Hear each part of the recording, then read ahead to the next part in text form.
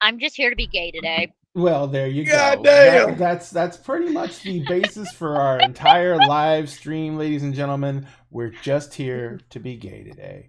That's all there is to it. You post one thirst trap and everyone's gay all of a sudden. I've been gay the Hey, entire know. Why am I Pandora? What? Oh, do I have the wrong one on? Oh, hey, it did the wrong one. Because you're here to be gay today. That's true. It brought the wrong scene. Sorry about that. We're there. It's fixed. Everyone can hear us. Everyone can see us. Everything else is correct except for the intro. And I promise to God I'll fix it. I am so sorry. It has been a week, ladies and gentlemen.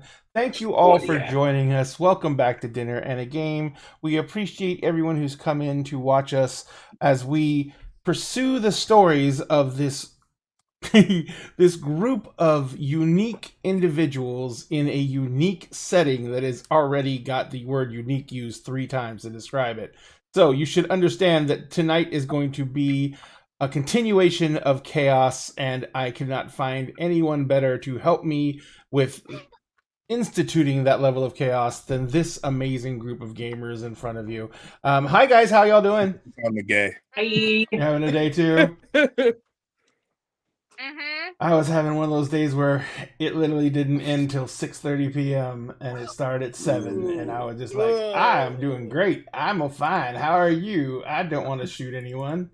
That's a joke for legal purposes. For legal purposes? For legal This is purposes. my first bit of caffeine for today, which is highly unusual for me, and I do not know how I managed it, but I had to, because doctors. I am still sitting here going, yeah, no, I got 1 cup of coffee this morning, and that's all I had time for. I have a crunch wrap.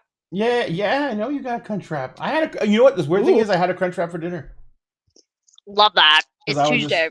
I was just like, I have a fun surprise for anyone who redeems a hydrate. A fun surprise for anyone who redeems a hydrate. We're getting rid of hydrates just so we can stop end the fun surprise if it comes up. We're just going to terminate hydrates. It's such a fun bit. It's such a fun bit. Yes, that's why you have your soundboard. There's your fun bit. Yes, I've been committed to the weird hydrate bit for like a year, on and off now. That fucking soundboard. Yeah, charging my phone. I'm gonna have it. If you pull out a can of raviolis, Bay won't be friends with Pandora anymore. Oh, damn it. Okay, I can't hydrate with Chef Boyardee anymore. No, absolutely. Damn. That's still cool. So, guys, if you guys don't know, if you haven't been here for it, we are... Why is Cassie's Dagbacking coming up? We are here to play World of Darkness, the 20th Anniversary Edition.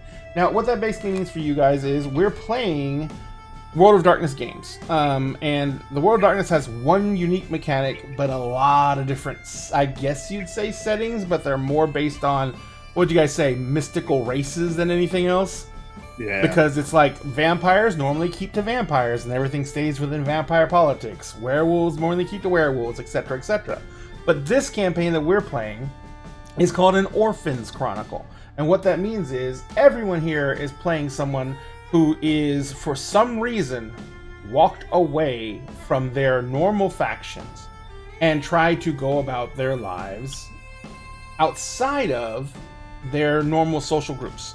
So instead of, like, as in, the amazing Sphinx Akasha is playing the absolutely incredible Emery's Grant, who is a mage of the Hermetic Order, and, but he didn't like all the, it was basically the politics you didn't like of the Mages Council, correct?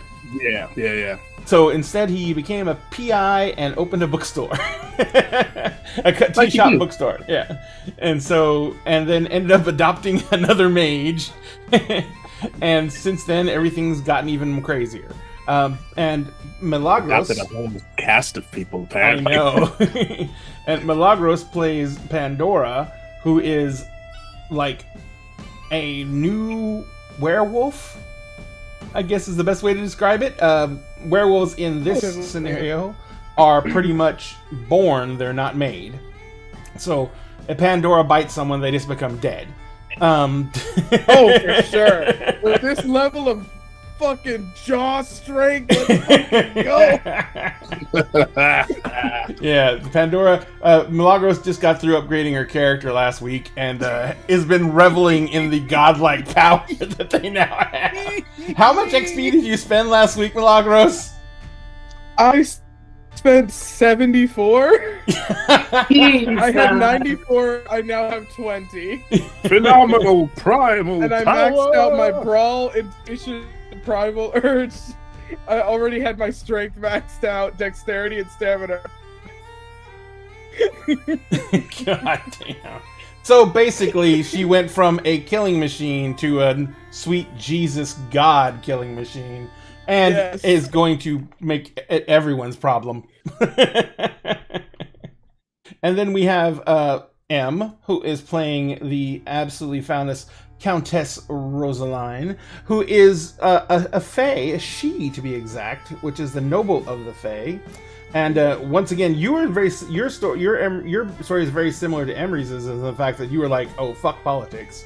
And then got dragged back in. Very much so. Yeah. She was a lot of thing with the she is a lot of them have arranged marriages. And she was very against that.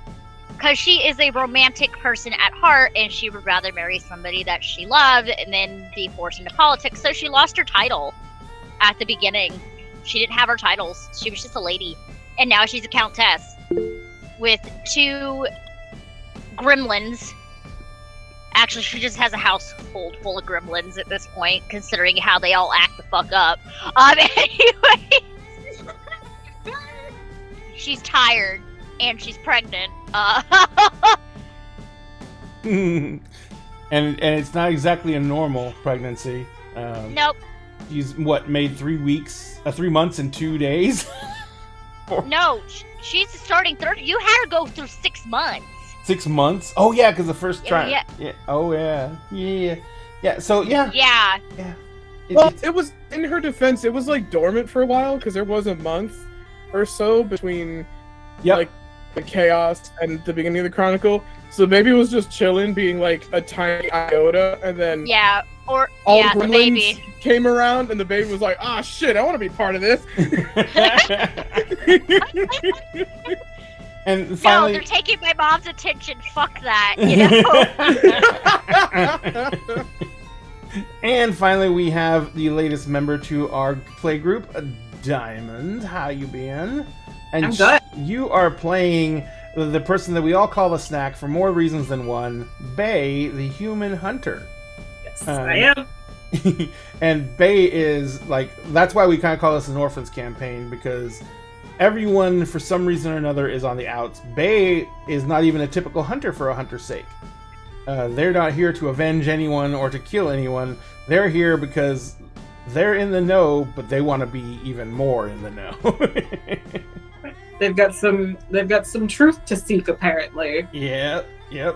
And so it's going to be interesting to see how much of that truth can be uncovered before, the snack becomes snacked. Yeah. Thankfully, Pandora is the bestie, and Pandora might be like the meat shield in the brick shit house bestie, so yeah, they might not die. There's always one thing about having a werewolf for a best friend. That one time when the werewolf just fails that role and goes into a full-on frenzy and kills everyone. Yeah. I mean, because remember, the same can be said for having a vampire best friend. Let's be honest. That's true. Yeah. But if a vampire best friend frenzies in front of a werewolf best friend who frenzies, which best friend's going to be left? Probably the werewolf. Probably the werewolf. The vampire is going to be a fine red mist. Unless it is an elder vampire, an elder may have a chance. That is true. Hey, Em, your mic just got really far away. What if the vampire is dating the werewolf? What if the vampire's dating Frenzy does not respect relationships. And they kiss a little bit and they're gay. Yeah. What if that happens? then that'll be last season. Then they kiss while they're frenzying, and then they calm each other down. Then it turns into another kind of frenzy, if you know what I mean. That's not how that works. That's not how that works. Let me dream. Rule of cool, that's now how that works. Now we're having frenzy sex. Let's go. To read about that, go to my website. Where is the fan fiction, Milagros? Where is it? I actually am still working on it. I'm ready. All right, let's fucking get in this game. Yes. Wow, we've exhausted Em and we haven't even started yet. Let's go. We have tried Em's patience and we have not even begun to play. So anyway, last we left off, as we were mentioning, Em's character Rosaline, who has been pregnant for a few months, her pregnancy is suddenly accelerated exponentially, leaping ahead far, far, farther along than she should be. Also, Emery's has had to face some pretty big challenges recently. His ward and adopted daughter Penny has told him that he wants to go try and have a less active life and maybe actually complete college and just get out of the mage community for a bit. Although she's still going to go live with her aunt, so technically, she's with a member of the council. So yeah, if anyone's gonna keep her out of the magical council bullshit, it's gonna be Tati. She's gonna screen her from it. Yeah. That's what she did for Emrys. Yep. Pandora is kind of settling down into an almost, I don't know, what would you call it? Not mundane for sure, but I guess a more normalized life as a werewolf. She is part of the opening of a gym that actually caters to werewolves, so they can actually get a workout because of their unusual needs for strength training. So it's a very private gym. But if she Sometimes we take field trips to the dump and just start hauling shit around. Just start bench pressing cars. Yep. But she did do her best to, she actually met the people who run and own the gym, who are actually members of the tribe called the Black Furies, which Pandora is also a member of. And she started out on a pretty rough footing with that tribe in the beginning. But since then, and since meeting some of the higher members and the elders of the tribe, I think may have a better outlook on them now. And now that she's not saving the universe, they're not like, oh, what's going on with you? Yeah, she's not the lowest rank anymore. Nope, she's ranked 3 now. She can kind of hold her own. Yes, and once I get rank 4, I'm getting visceral agony. Everyone's fucked. Oh man. So, and finally, Bae, who literally, I don't know if you're so much on the run as you're so much trying to get distance from something very horrible that just happened. And so you went like from one end of the country to the other. I mean, a little bit of column A, a little bit of column B. And has since, once again, magically stumbled into the supernatural community. It may be due to the fact that her natural allergies are literally to like everything supernatural. So she knows exactly when Supernatural's around, because she can't breathe, she can't see. And she may have an epileptic fit. Yikes. You know, just the norm. You took the best way to know that Supernatural's around. Hey, the Supernatural's around because I'm helpless. Bae is the worst Come on, kind help of out, magical course. bloodhound. Huh? Bae's the worst kind of what? Bae is the worst kind of magical bloodhound. You think there's anything supernatural nearby? Oh shit. Bae's having a seizure. There's a god somewhere. Okay, which one of you motherfuckers is a god? Bae is dying. What's going on? Correct. Oh shit. Where do we actually leave off? Non-magical squishy. Last where we left off, Rose and them were going to bed, and then when everybody got in bed, Rose was like, "Hey, I need to go pee." That's basically where we ended this. Oh yeah, they trapped you in the middle. Wait, before we start again, someone redeemed a hydrate, so tonight I'm hydrating with Cozy Shack chocolate pudding. Oh god. Yeah. And Milagros is on her hydrate kick again, so if you guys want to make her slip into a diabetic coma, just keep on redeeming hydrate, because that's a really big thing of pudding. Don't make her slip into Oh, it's mostly diabetic. done. My sister ate most of it. Your sister ate most of it. Oh my Yeah. god. She was just doing it to save you. Yes, she's taking care of me. Well, at least chat thinks you're doing the right thing, which is why you're probably gonna die. Yeah. So that's where we left off. There you go. So we will skip ahead to let Rose go pee in peace. That will be the only thing Rose to do in peace for the rest of the session. Pandora, Probably. you had Bae over to staying at your place, right? Yep. And Emery's, you were staying at, of course, at your place at the shop. Yeah. Probably having a movie night or something. Yeah. Enjoying the last few nights that you have your daughter with you. Yeah. Sneezing because people are talking shit and or gossiping about you. Yeah. So Wondering why I'm sneezing so much. What the fuck is going on? I swear I'm not sick. the good news is the night passes, aside from, Rose having to get up to pee every 10 minutes, the night passes fairly uneventfully, as you guys actually get some fucking rest for once. And there's no bad dreams. There's no, Rose has indigestion, so that causes bad dreams. But there's no other odd bad dreams. They're just normal bad dreams. And so you guys are kind of like wake up the next day, and it almost feels weird because there is nothing wrong. There's nothing going weird. So, Pandora, describe to me how you wake up in the morning. So you know how like moms will like violently wake up like and gasp like you've just stabbed them when you go to check on them if they're like taking a nap or something? She doesn't have like a sleepiness portion. She's just like, all right, let's go.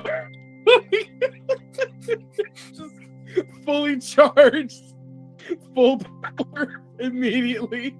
Yeah, it's one of the reasons I don't let Jessica sleep with any type of weapon near her, because sometimes when I wake up, she just wakes up and thrashes. I'm just like, if she had a stick in her hand, I'd be like with a broken nose right now. Yeah. Ow. So she was with Bae pretty late, just like kind of explaining the situation. And gossiping. As best she... Oh yeah, and gossiping so much. So much gossip. And again, trying to reassure Bae that, like, if a mysterious female figure steps out of the shadows spontaneously, she is not in danger. That's just the GF. It's fine. Don't worry about it. Bae and Pandora have also come up with a system to where if Pandora needs the apartment for girlfriend time, then Bae will get the fuck out and wait until they are texted that it is safe. They're texted? Yes, and also sometimes Pandora might also spontaneously disappear because GF wants girlfriend time in a castle somewhere, which also happens, perfectly normal. Perfectly normal. And Bae probably slept in, like, the big couch nest thing. Oh, yeah. Because, like, her mattresses suck. So yeah, Pandora just, like, gets up, already has, like, outfit for the next day set out. Everything is set out because she is an autism creature and the routine is very important. So everything is, done in the same order as always. She doesn't really do, like, coffee first thing in the morning, but does have, like, a little mocha pot. I call it greca because I'm Dominican. That's how I grew up referring to it, but apparently it's a mocha pot, which sounds lame. And doesn't know if, like, maybe Bae wants coffee. So fun fact, you're supposed to water down what you make in a mocha pot. You're not supposed to drink Pandora has never heard of that, never seen that. So she just made, like, 3 scoops of Café Bustelo in the mocha pot with, like, cinnamon, and gets that, puts the whole thing in one mug because she drinks it when she drinks it. Just has that out for Bae. Not coffee. Jesus Christ. A paint stripper, I should say. Just has that out for Bae if they want. That's how I drink my coffee. I just add creamer to that and ice, and I just drink the whole thing. You can pour that into a gallon of milk and still make the milk taste like coffee. That's exactly what I drink. Super strong. Yeah, it's so fucking strong. Coffee stripper. Yeah, so that's there for Bae if they want it. And just kind of goes outside to debate if it's like, do I take myself for a walk or do I wait for Bae to get up, see if they like want to have breakfast or something. Take myself for a walk. Yes, everybody needs walkies. Thank you so much for following as our werewolf takes himself for a walk. Yes, put a collar on yourself, and then you hold your own collar, and then you just... Wait, Pandora does canonically wear a collar, doesn't she? Yes. She, if you would like to read how she got collared, go to my... Oh, God. You gotta stop saying that until you actually have stuff on there. It's in the fan fiction. About that. It's not silver, it's gold, because both of them are allergic to I love that. Oh, God. You did write that piece? So she's kind of standing on, like, the little apartment balcony, being like, is it time for walkies, or do I wait for my friend to also go on the walk? So by the time Bae wakes up, Pandora's pacing back and forth in front of the door. Totally forgetting that she could just go use the bathroom. Thank you so much for the subscription.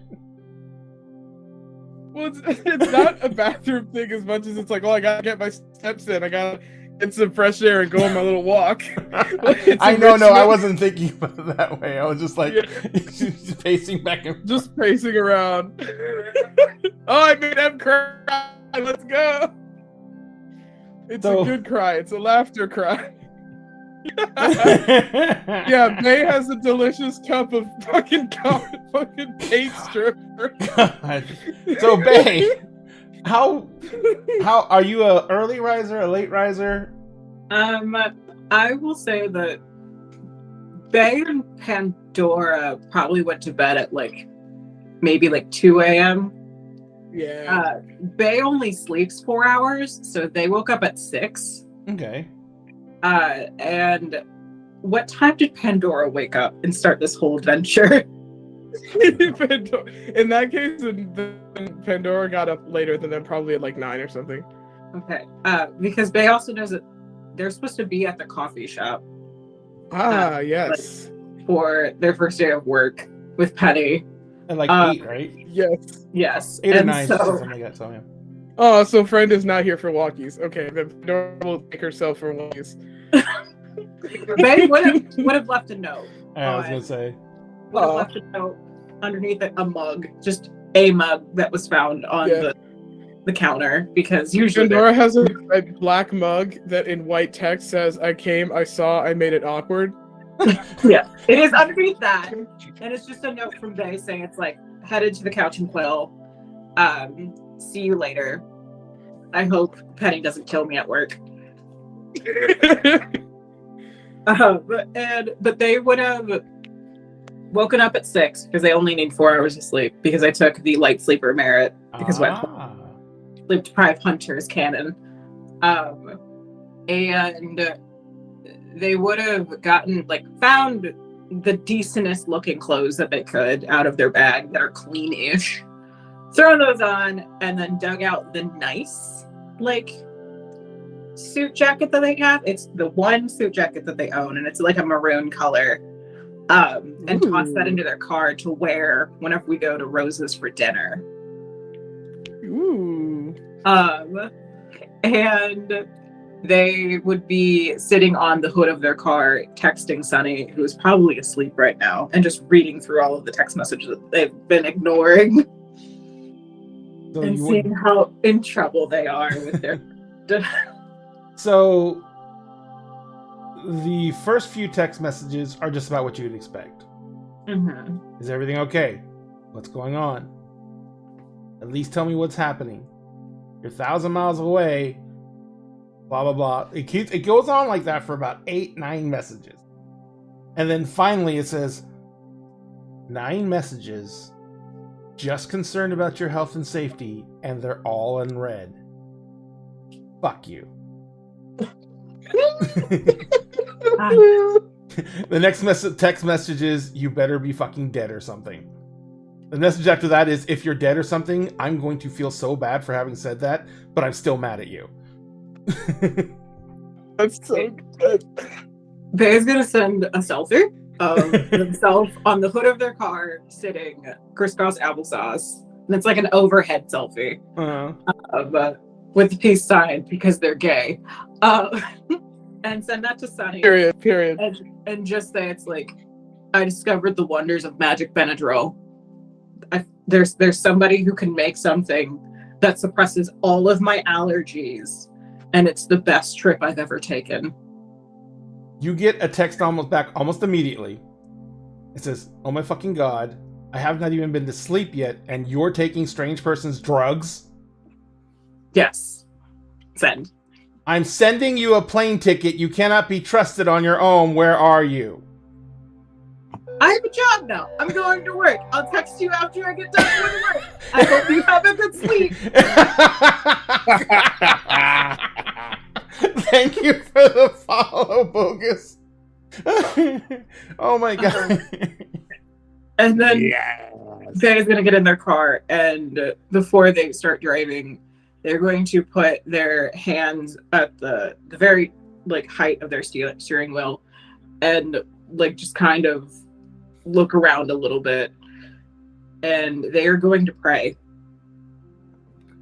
And they're going to close their eyes, take a deep breath in, deep breath out.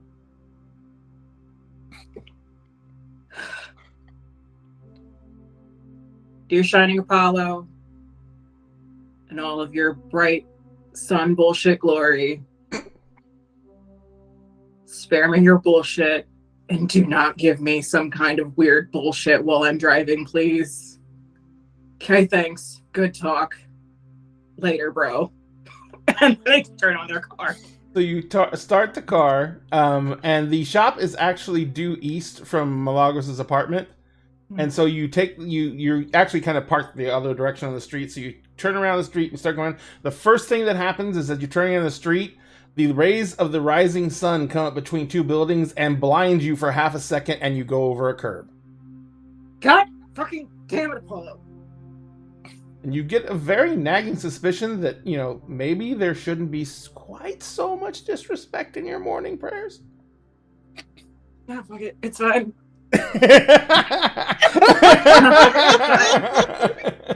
Shit. And Faye is going to direct all of their road rage at Apollo. And just for being a dick this early in the morning. Oh.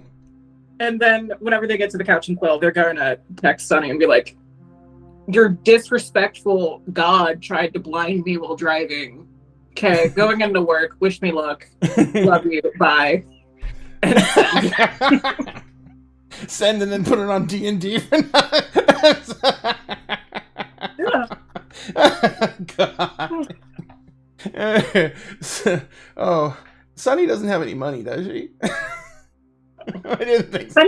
Sunny runs their own shop. They have their own. So what I'm just saying is they can't come look for you, because that means they have to shut the shop down to come look for you. Yeah, that's the only reason you're such an. Are you? That's the only reason you're such an ass, because you're safe. Because they can't come get you. Yep. Yep. And Sunny, what's even funnier is that Sunny and Bae haven't met in person ever. They've always been right. Oh, that's so sweet. Sunny lives in Florida. Yep. Yeah. I'm sorry, Sunny. I feel like the one worshiping Apollo should probably live in the craziest state. Yep. So, with the most sunlight. Yes, and we apologize to anyone watching is stuck in Florida. We love you all greatly, but Kel, stop it. Sweet tea special. Oh, that means to hydrate. Oh, it hurts to stretch. For those of you who are new, a sweet tea special means a posture check and a stretch plus a hydrate. So it's all 3 in 1. And you get dagger dollars just for hanging out and watching. So the more you watch, the more dagger dollars you get, and the more things you can inflict on us. Also, dagger dollars can be used to do things like buy rerolls and buy bonuses for the players, and buy rerolls and bonuses for the bad guys. Because remember, I'm a player too. I'm a player too. Why would you buy for the bad guys? I'm a player too. That's propaganda. He's lying. It's Black History Month. Buy for the bad guys and for Black. Buy rolls for Finn so he doesn't die. Black History Month. So, I was gonna ask. So, if they give the rolls to you, could you just use them for Penny and Aiden and Finn? Yeah. Oh. Okay. Yes, you have, Kel. You've given me bonuses before. I mean, yeah. I think you have to name whoever you're sending the bonus to. Yes. So they can name the NPCs that are not trying to kill it. And when we leave, send it for the NPCs. Yeah. Now, when we leave Twitch, because they haven't given me my confirmation that I'm okay to leave yet, because I sent them the letter and they said they received it, but they have not given me permission to leave the affiliate program. But when we leave TikTok, we're going to be going over to Streamlabs. Twitch. When we leave Twitch, we're going over to Streamlabs for our loyalty points, and we'll be showing you how to set that up and everything like that. Thank you very much for the follow, Opulent Planet panel. But we're going to be going over to Streamlabs for our loyalty points. Oh, it's a bot. Huh? It's a bot. Oh, it's a bot. Dogehype.com. Oh my god. We're getting hate bot Disgusting. Disgusting. What happened? We got a bot. Yeah, we got a bot. Ooh. Ooh. Get out of the chat. I have to actually get into Twitch, I think. A hate bot on Black History Month? How dare you? Disgusting. Well, that was kind of weird though, because it was 5 seconds after you said a hate bot, or after you Black History Month, a bot shows up. Interesting. I know. Very suspicious. I'm not sure if you're trying to say something, but you're on mute if you are. Who you lending a hand for, Kel? I'm doing the mod duties right now. Oh, did you do it? Ah. Did you get the bot? I got it. I was wondering why I couldn't find it. I was like looking for it. Like, where the fuck's the bot go? But I love it. But Emmon killed it. Yeah. All right. So you get to the shop to start work. Let's jump over to since we're going to the shop next, let's jump over to Rosaline. So what ends up happening throughout the night as you continue to have to get out of bed is those boys ain't sleeping. No. Eventually what ends up happening is fucking Finn ends up in the middle. And you end up taking his side of the bed. Because you are constantly having to get up and, you either have to go to the bathroom or your heart burns real bad and you need to go drink a cup of milk or something. Midnight snacking. Yeah. I have a pertinent question to this scene. Yes. A pertinent question. Yes. Of Finn and Aiden. Mm-hmm. Who's Big Spoon and who is Little Spoon? Finn is Little Spoon. I put that in there. Finn is Little Spoon. Finn is Little Spoon. And you do come back and they are spooned and still asleep. Let's go. She tries to pick up her phone to take a picture. She's going to try to take a picture. Okay. Make me an intelligence plus computer use. It's the best skill I have, y'all. Intelligence or computer use? Intelligence, I'm pretty sure. It's because of your difficulties with technology, the difficulty on the roll is an 8. Love that. I got no successes. Wait. Can I pay for her to re-roll? Sure, go ahead. Yes. Pandora wants those fucking pictures. I want those fucking pictures. Oh no, you don't. You may want to hear what I was gonna have happen if before you pay for the I still got no reroll. Successes on the re-roll. I still got no successes. So she picks up the phone. You manage to get your camera app open. You hit the button. You take the picture. There's a giant flash in the room. You throw the camera. It hits Finn in the forehead. He goes, "Ah, fuck!" And he slams his head backwards, and he cracks Aiden in the face. And you hear, "Ah!" And then as you're leaving your room, you hear, "You fucking broke my nose!" No. She left the room, and she's gonna make a thing of like she's just getting something out of the fridge and just comes waddling back in, just act like nothing happened. She has like a tub of ice cream in her hand. She's like, "Morning." So you're walking in, and Finn's sitting on the edge of the bed, and he's holding his head like this, and Aiden is literally coming out of the bathroom with a wet cloth pressed to his face, and there's blood like running down his chin. And Aiden looks at you, and he says, What happened?" And Finn holds up your phone, and he says, "Did you get a good picture?" Fuck. I don't know what you're talking about. Finn's holding his forehead, sorry. I don't know what you're talking about. And Finn turns your phone take a around bite to of ice face cream? you, and there's a very off-center kind of angled picture of Finn and Aiden spooning in bed. I do not know how that got there. And Finn's like, "Oh, good God." And Aiden's like, Can't even play brisket because brisket's the baby. That's something brisket would do. he's like, "Can someone please help me set my nose?" Here, come here. Can Finn please help me set my nose? I actually have the medical experience here. He died too many times. She is sassy this morning, I y'all. love Dead writing far off too many midnight. times. Come here. So Aiden kind of walks over. He basically sits down in a chair by the end of the bed. And Finn gets up and he's like, he's got like this perfect red line where your phone just cracked him. He gets up and he's like, "What exactly are we supposed to be doing today?" We're supposed to be preparing to have people over for dinner tonight. House.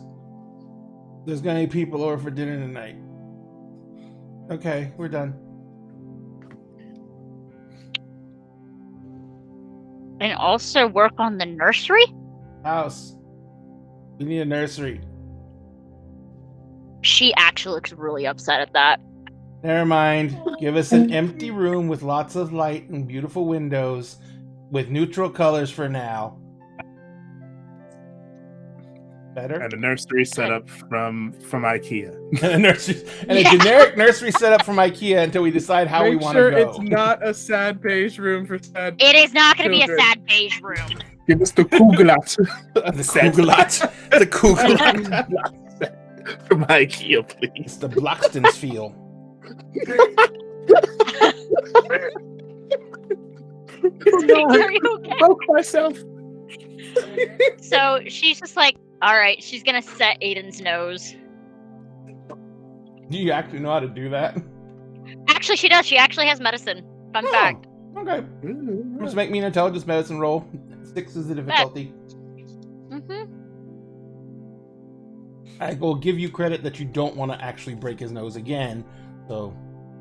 Yeah. Although you could if you wanted to. Do it. 3 successes. Alright. There is that audible small crack as you pop the bone back into place. Aiden lets out a little yelp, and then he goes to the bathroom to start cleaning up the rest of the blood that just came gushing out. And you from the bathroom you hear, so we're having a dinner party. With the whole freehold. And what exactly, I know that I'm supposed to be a part of your household, but what exactly is my title if I'm part of your household? I mean, it's an official duty. You're making me part of your household. Let me go put this ice cream back in the freezer while I think about this. And she's going to grab the ice cream and then start waddling back. As you're walking out, you hear Finn going, you're probably going to be like royal concubine or something. I don't know. And Aiden's like, finally, a kept man in the lifestyle that I deserve.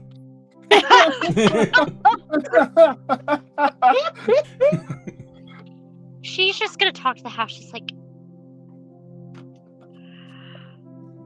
why are they like this? And the house is Rose Red says in your head, it says, I could neuter them both. It would look like an accident. No. Where's Tuck? Where is Tuck? She says he's in the garage working on his truck. She's gonna head out to the garage. Okay. You head out to the garage.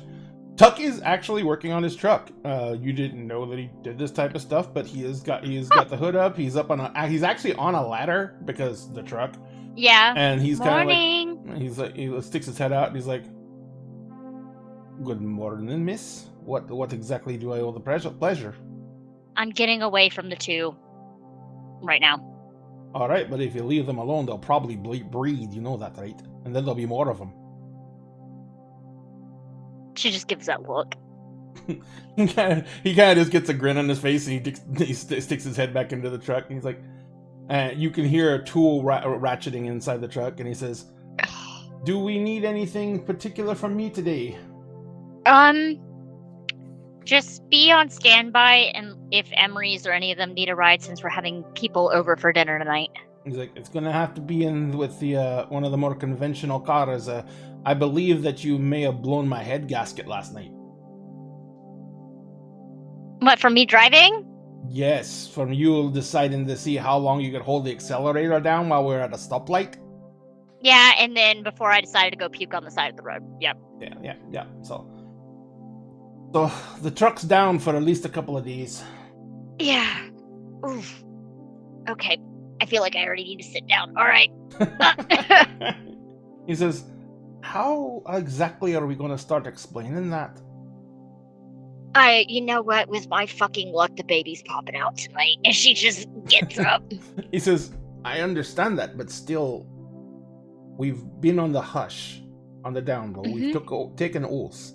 There's not much we can do to keep the oaths when you go from normal to 6 months along in 24 hours. And then from that to a baby in the lap by the next morning, we're not going to be able to hide this type of stuff unless you want to stick the baby in the floorboards. We are not. I mean, the attic gets really hot in the summer, so I didn't think you want to put it up there. Plus, flowers in the attic's already been done. So. No, we are going to treat them as a childling would. But where are we going to say the childling came from?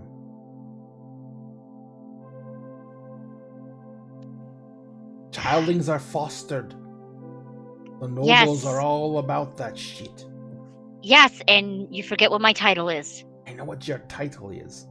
I'm saying, High King David already knows. And you know he's going to keep it close to the vest as an ace in the hole. But I doubt he knows that you've already basically gotten ready to pop. He's planning for months out in the future. And now you're going to pop up with the baby the next day? We'll figure it out. We'll figure it out, Tuck. It's my job to look out for all of you. I know. I think that you should let me start recruiting for more night. Very well. Yeah. Yeah, Finn and Aiden are being little chuckle fucks in the other room. It's like, they may be chuckle fucks, but I know that Finn, he's worth his own. He says, yes. I don't know about the Aiden character. I mean, we could just throw him in front of people and they'd be so dazzled by his fucking good looks. No, Finn was talking about royal concubines in the other room. Like, I don't care what you do in your bedroom. You can conk your own binds. Oh, look, I am trying to have a serious conversation. He's like, oh, wait, hold on. Stop using big words. Okay. How do you conk a bind anyway? Okay.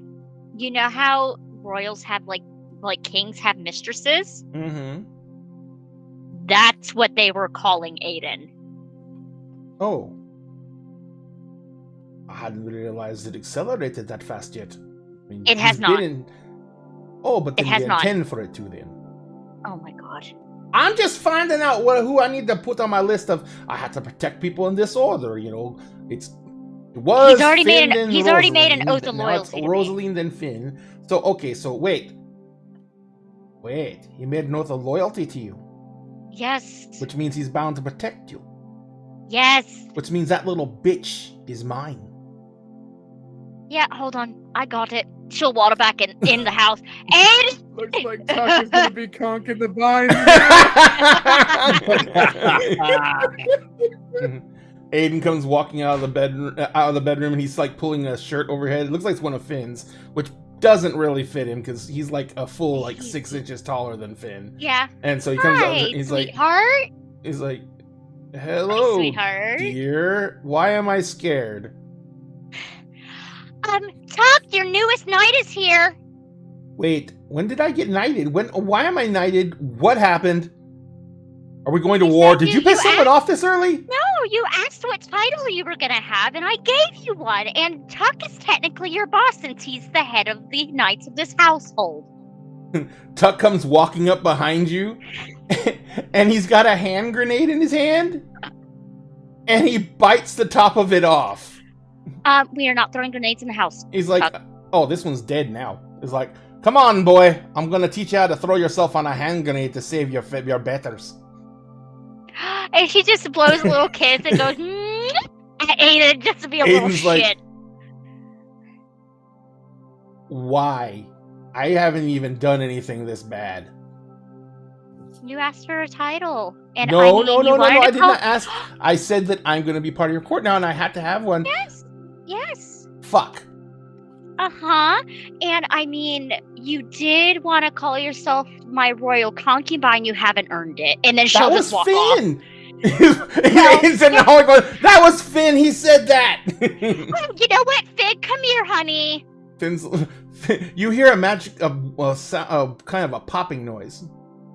Mm-hmm. You look in the bedroom. Mm-hmm. There's a little bit of sparkles, but there's no Finn. Tuck? Tuck says, yes, ma'am. Do you have something of Finn's on you at the moment? He's like, I always keep something of Finn's on me in case he gets dead again and we can summon him back. Oh, good. Can you hand it to me, please? I'm gonna track him because he ran away. Tuck hands you like what looks to be like a locket of hair, like with a bunch of hair ties on it. Mm-hmm. Hold on, I gotta double check. I do actually have to think for it. Nope, not Chronos, not Primal. I think it's Suse, if I remember correctly. Yes, it is Suse. So I will be doing my second dot called Seer's Wisp. To track Finn down. Okay. What is the difficulty based on? So the realm dictates the success is rolled, the more direct and safer the path down the wisp leads to changeling. There is no direct number. Okay. No. So, based on what I know about where he went, it's only a 6. Cool. All right, so this will be Faye and and the Suse. Mm-hmm. Cool. All right, 2. Spending any glamour or anything like that, or just gonna do? Nope. I didn't think. Nope. Because this is one of my biggest pools. I know. 1, 2. Oh, that's a vampire V5 dice. 1, 2, 3, 4, 5, 6. 6 successes. 6 successes? He's in the kitchen. She'll go right to the kitchen. The little wisp is leading her right to the kitchen. Little wisp comes into the kitchen, and Finn's there's like a wonderful layout of spread laid out for breakfast. Oh, are you trying to butter me up? And there's oatmeal, and there's several different types of jams, and there's crescent rolls, and there's croissants, and there's all kinds of pastries. And Finn says, "What do you mean? Why would I need to butter you up? Because you think I'm mad." I know you're mad. I woke up today, so there you go. Honey. Yes, dear. So, what is this little thing about royal concubines? It's like, without asking me first? I was making technically, I'm the outranking noble in this house. Okay. So I said in jest, because he was talking about a title, that he'd probably just be the royal concubine. Because it was funny. Uh-huh. Mm-hmm. Nothing about you wanting to bet him. Wait. When did this become about me? It is about you because Aiden is getting his first lesson with Tuck right now. You see Aiden's outside, and Tuck is... This is literally what you see. Aiden's doing push-ups, and Tuck is standing on his shoulders as Aiden is doing push-ups. And you see Aiden's like struggling, but he's actually going up and down. And Tuck looks over his The shirt's ripping. Tuck looks over his shoulders at you guys, and he's like, he just gestures down, to like. So. And Finn's like, I can't do that. No, you can't. He's like, anyway, what do you mean, me betting Aiden? I mean, you've been really flirtatious with him. Extremely flirtatious. Okay. And you two were spooning. Well, we only got 1/4 of the bed for 2 of us. Someone's starfishes. Are you blaming this on me right now? No. You have to be comfortable. I mean, we need to get a bigger bed. So you're blaming this on me right now? No, I wouldn't. She actually starts crying because she's like, oh my god, I put on so much weight and everything. Oh no. And Finn's like, I meant because Aiden's sleeping there now, apparently. Okay, so it's nothing about me putting on so much weight the last couple of days. He goes up and he wraps his arms around you and puts your head to his chest. And he's like, no, because I love you so much and I don't want to die.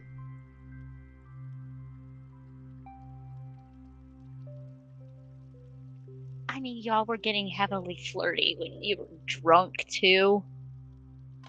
Okay. If that makes you uncomfortable, number one, I'll definitely not drink as much. Number two, I won't flirt with anybody. I don't know how I feel about it, though. The whole thing with Molly made me really pissed for some reason. Well, you know Molly had a bit of a reputation. She's a bit of a free spirit.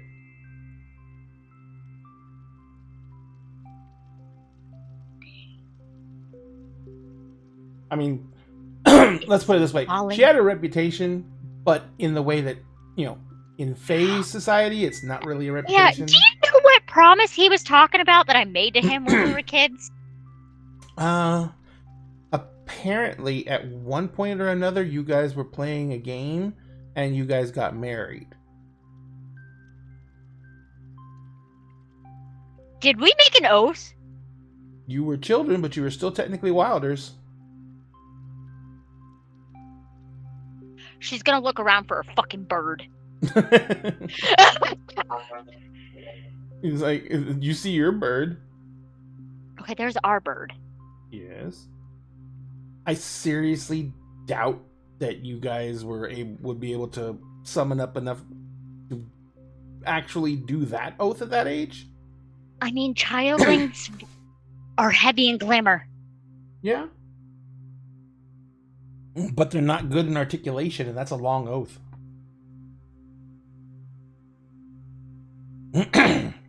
How old were we? I don't know. He didn't mention that.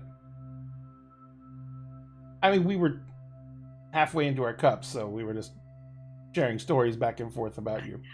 I didn't make any other promises, did I? I don't think so. Nothing that was, like, as dramatic as that.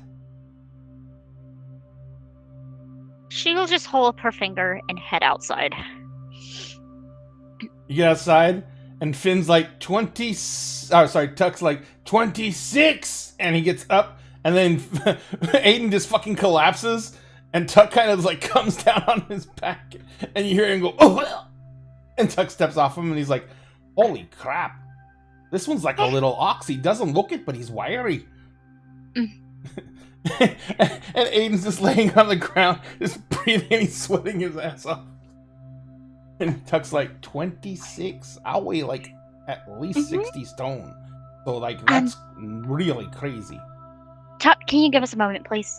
Sure, he needs about a half hour to recover anyway. He Yeah, starts walking off. Roserag, can you get me a chair? A chair appears. Sit down. You have to wait. At one point or another, you have to do the Agra squat. From what's its name? From Dark Crystal. It takes her a minute to sit down. Yeah. So Aiden's laying on the ground still. How old were we when we made a promise? And he kind of like into the grass. He's like, "What promise?" Being married? He's like, "We got married when we were 9." Uh-huh. We didn't make an oath, did we? We said we would be together forever. So we didn't do the Oath of True Hearts then? I don't even think either one of us knew what the Oath of True Hearts was.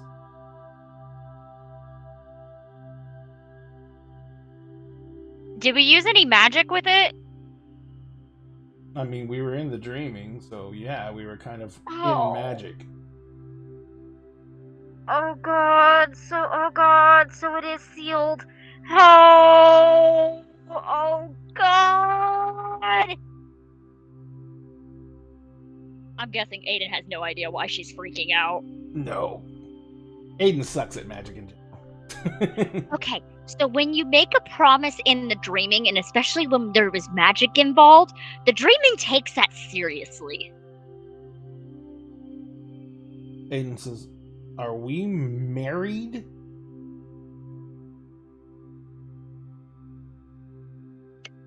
Can I just confirm with a gray mare check? Before you that, he goes, "Is that why I've been freaking like unable to like say no to you about like anything?" Do 5 jumping jacks.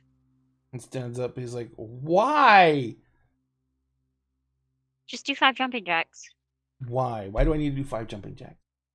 Are you gonna tell me no? No.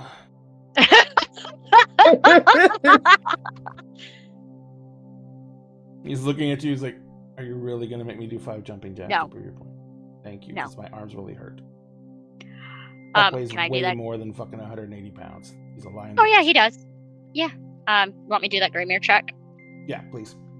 Glamour? Yes, absolutely. Difficulty is going to be a 7. 3, 4, 5, 6, 7. Which specialties in there? Is it an additional dice or dice explosions? Dice explosions. Cool. Hold on. I gotta roll 2 more dice.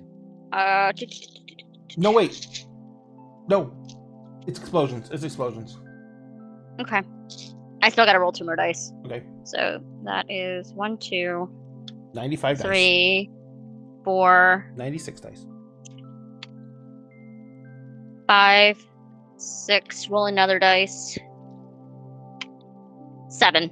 853 dice. 7. 7 successes? Mm-hmm. Jesus God. Alright.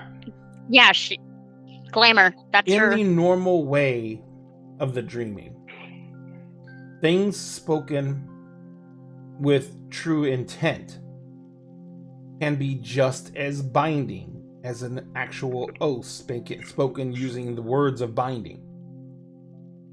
What happens is it goes from being just an oath to possibly becoming a mythic tale.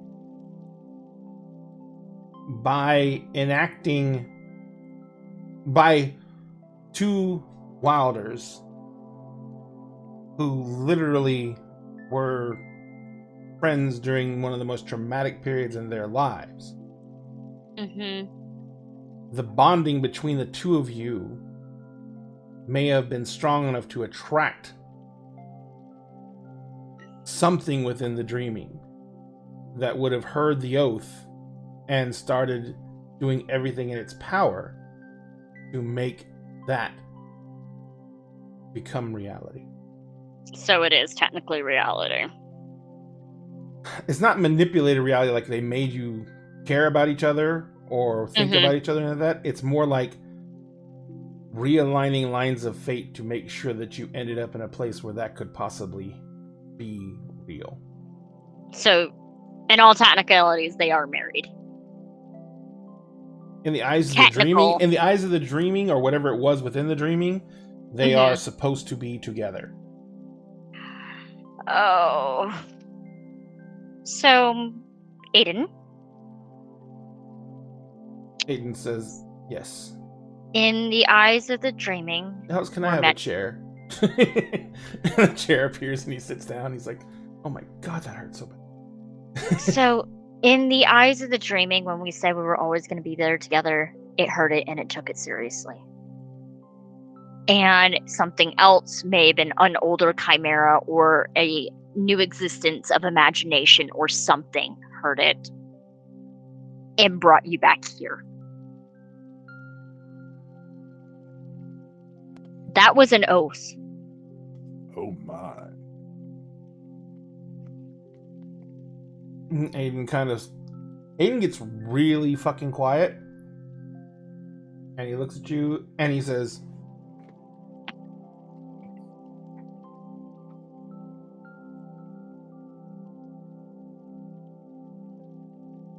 what I'm about to say is being said because if all that is true,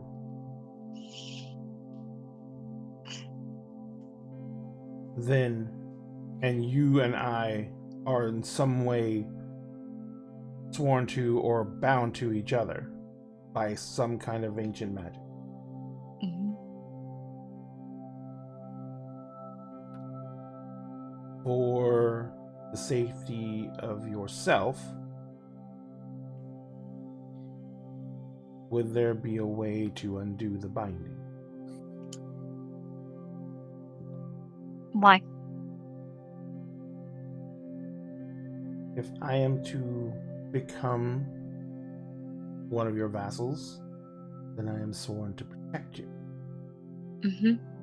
I've already seen how you reacted to what happened when Finn sacrificed himself.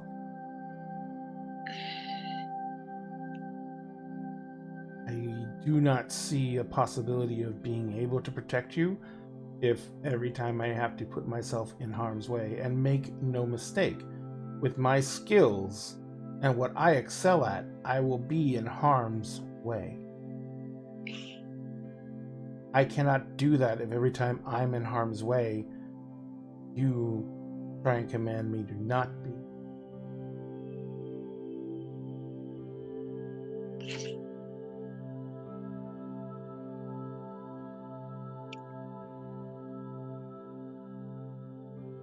You know, you know what happens when someone of our kind breaks our own oaths. That's why I'm saying we don't have to break. There are means to end relationships within the oaths that they entail. I just don't know how to undo something that's not technically an oath. I know the traditions and the lore and the everything that we had to learn as changelings about what oaths are and what it takes to unbind the more common oaths. He says, but this is not even an oath. This, as you said, this is something in the dreaming that noticed us and decided that it was going to be cute to bind us together forever. He says, and he looks at you, and he leans forward in the chair, and he says, I am not trying to in any way, shape, or form say I would not like the entire idea of that to be a truth for us. He says, I'm saying that you asked me to come here and help. And you know me. I'm not exactly the most useful person when it comes to spell slinging. But give me a blade, give me a gun. I'm in my element. And I can help you that way. But if you give me a blade and give me a gun, and then tell me to be careful, you've taken away my ability to.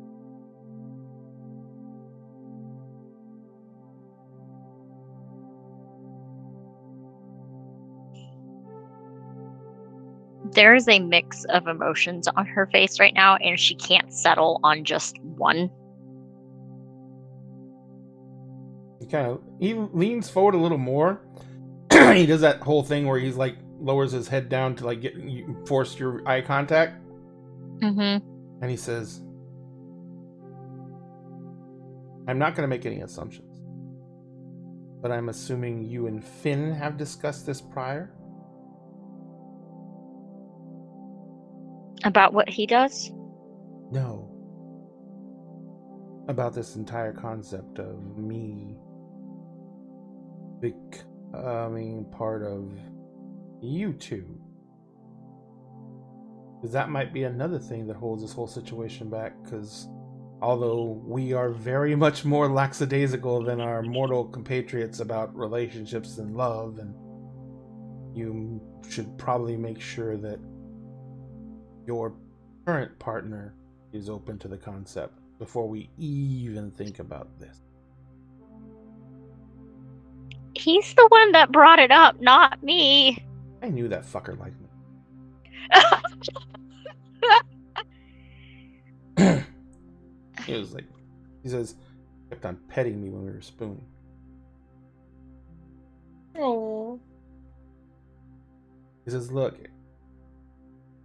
He says, number one, all this is way fucking sudden. Number two, I hate to do this to you, but you need to spend some time and figure out whether this is we can even undo this.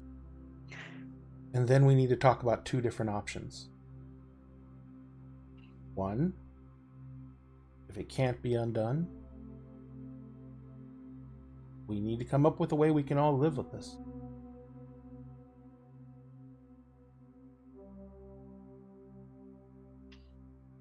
I'm only good for certain things. Some of them are a hell of a lot of fun, and other of them are very terrifying. Yes, I'm very well aware. So, that's what I'm trying to say. Unless you really want me to be the royal concubine, my other skills are exactly what Tuck wants. But if it's going to be the same situation with Finn, then how can I do my job? She just grunts as she stands up. Why do I always have to make the hard decisions? Countess, that is your new life. I fucking hate it. In the most eloquent of ways, I fucking hate it. He says, I'm going to go and take a very long hot bath in a soaker tub somewhere. Can the house make a soaker tub somewhere? Because everything is going to cramp in about 45 minutes. Everything from the waist up. You can just use our bathroom. Okay. He goes, you see him walk down the hallway towards the bedroom. Yep. So, as he's walking away, you see Finn still in the kitchen. Remember Puck waved for your Winston in the kitchen? Mm-hmm. And Finn kind of, you see he's just standing there and he's got a plate of food and he's been like just sitting on one of the bar stool chairs looking out the window. And as Aiden walks in, Finn like is looking out at you and he's like still, like, he's eating apparently pancakes and eggs. And he's sitting there looking at pancakes and he's like, puts a fork in his mouth and he's like, puts his fork down and goes,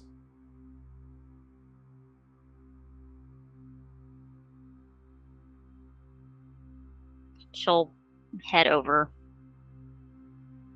He says, he spins around as you come in and he pats the stool beside him. I can't climb that high. Rose Red, the entire counter and the stool he's sitting in go down 6 inches. Perfect. And he's like, he puts a plate down in front of you and he says, still want bacon? No. I didn't think so. You probably have an upset stomach. He says, not hungry. You have to eat. You know it. He says, I know. He says, so that looked like a very serious conversation. Mm-hmm. Are we going to talk about it now, or do you need time to process? Process. Okay. He says, I will finish up here. I will go see to the preparations for the banquet room. Why don't you go down and spend some time in your studio? Yeah. And I will keep Aiden distracted without letting Tuck kill him. She'll stop. Are you actually happy with how your life has turned out? He kind of smiles and he says, I have had some of the greatest adventure that I could ever imagine, just by knowing you, but by loving you. Not what I mean. I've had some of the greatest experiences I could. Not what I mean. Then what else do you mean? You not being able to go fight or do things because if I say careful, you be careful, you can't be at your fullest potential. He says, I'm a wizard. I don't run into things and, attack things head on. He says, I don't fight with my fists or my feet. I fight with my mind. Yeah, but Except for that if one I time. told Except for that one time. if I told you not to sacrifice yourself again, would you do it?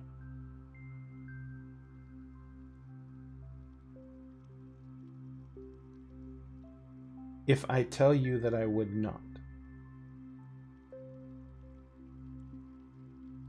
then I would risk breaking oaths to you. Okay, that's all I needed to know. He says, if it came down to it and you knew that the only way you could save me or the baby or your own, and just about anyone in your freehold, what would you do? Give everything up. Can't ask anything less of anyone else who loves you. I gave everything up once before. I can do it again, and she'll head to her art studio.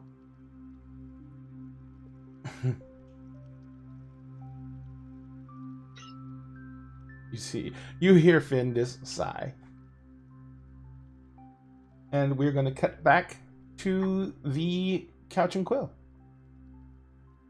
So, Bay, you are headed up to the front walk to the front doors of the Couch and Quill. It's already open. It opens up at like 8 o'clock. So people have already been in there, like the people preparing all the stuff for what they normally put out for their breakfast and stuff like that. It doesn't open up any earlier because it is still technically a tea and book shop, so they don't really do a breakfast. But they do brunch fare, which is like, croissants and fried eggs and stuff like that, light stuff that they can be prepared in the smaller kitchen. As you walk in the door, Penny's at the register. You can see that she's counting out a till, and she says, she just looks up and says, "Hey, happy first day." Hi, I'm hopefully still early. Sorry, the sun god tried to kill me on my way here, so it's completely understandable. Gods are always trying to kill us. She says, "You'll get used to it." And I'm imagining Bay is... She says that completely nonchalantly, by the way. Yes. I'm imagining Bay is immediately also hit by the usuals of, like, sinus congestion, because this place is heavily warded. Yep. And just is settling into that feeling again. What was the feeling you get with actual mages in the presence of mages, not just their magic? Bay doesn't have one with actual mages. It's just if someone is actively casting something. Gotcha. Well, Penny sets you off because she's got a bunch of stuff on her that is magically enhanced. That's fine. It's just any active magic. Yeah, the wards are active. Yeah. And eventually they will sneeze. Yes. But you've taken to carrying a handkerchief everywhere. Yep. Penny says, so what we're going to do for the day is the mundane stuff. Gonna show you the POS system, going to show you around the books, the racks. There is order to it. It looks like chaos, but we do use a standardized ordering system. And then once we get you through the POS and you feel like at least with little help you can run that, she says, we will go downstairs and we will show you the way that the library is divided up downstairs, because there are sections and people have to have certain abilities to go into certain sections, and we have means of testing those. We want to check out and see if you'll be able to use those means or if they'll send you into sneezing fits or something. Because that'll determine whether you can work downstairs or not, because I know that a lot of active magic kind of sets you off your sinuses. I mean, I'm also kind of used to it. Well, what I'm saying is, could you use a wand that's got an active spell attached to it that when you gesture with it does something? I don't actually know. I've never tried. Well, we're going to experiment, and we're not going to try and make you uncomfortable, of course. We're going to experiment. Oh, hydrate and imposter check. We're going to experiment with it. We're not going to try and make you uncomfortable. We want you to be, able to do a day without having to take migraine meds. So, but if it doesn't work out with downstairs, then don't worry about it. You can definitely be up here in the retail end. She says you can go overhead and we can get you some shifts over in the coffee shop as well, or the tea shop as well. And like I said, we have odd hours for a place like this because of some of our clients. So we open up at 8, and that is mainly for I guess you'd say the more normal clientele who come into the bookshop. And they come in during anywhere from the 8 to 5 area, and then around 4 or 5 p.m. is when we get some of our people who are definitely in the know. Okay. And some organizations that are in the know as well. We have at least 3 different covens or circles that meet here. Not to practice. Practicing is not allowed inside the store except for staff. Staff are the only people who are allowed to actually participate or practice any type of magic or ritual magic inside the shop. And those magics are limited to the magics that Emery's had already laid out for reconsecrating of runes, re-establishing of wards, that type of stuff. And that would normally be me or Emery's taking care of it. Everything else is a little bit too advanced for most people here. But everyone who works here is in the know. Okay. And you don't have to worry about watching what you say around everyone else, because above all, this is an occult shop. So even if you openly talk about practices or anything like that, no one's going to blink an eye, because everyone who comes here thinks they're in the know, even if they're not. Yeah, I don't think you have to worry about that with me. Pandora and I had like a whole gossip sesh, and I'm still reeling about the fact that like these fucking weirdos that I met yesterday apparently stopped the apocalypse by befriending it with therapy. But and I might have been eaten by said apocalypse when it was depression hungry. Like I don't fucking know, dude. I don't know. I did have a question for you though. Sure. That's more like not this kind of work, but like the Q kind of work. When are you leaving? I've got to finish. Got finals in a couple of weeks, and then after finals are done, I've already started the transfer process. I'm taking 1 semester off because I'm doing this in the worst time of year to do this. And so I'm taking 1 semester off, and then I am leaving out of here in like January-ish. Okay. So it's actually the fall right now, or it's still fall right now. Yeah, it's fall right now. So you said that your auntie's shop is like stuck in the 60s because she's running like Prohibition era technology. Yeah, she still runs a ledger book. So in return for lending you my computer skills, because I'm very good with computers and tech in general, I can probably lend you a long distance hand with that and give you a couple pointers on how to quickly like make those things digitize it and whatnot. I'm really counting on her vendors having digital lists and everything like that and bringing everything over. But you still got to go through her physical list, and I've got a couple different ways that you can go about that might speed up the process for you. But I was wondering in return if you'd be able to make me some of those spelled ammo that you were talking about. Yeah, I mean, the problem is when you fire it, it's going to be an active spell, so you're going to start sneezing. It's no, actually, I'll get the hiccups. Oh, sorry. I still don't know which one's which. So it's fine. I'm still learning which one is which. It just will add a new kind of like not that recoil. It'll add a new recoil to my things I have to practice with.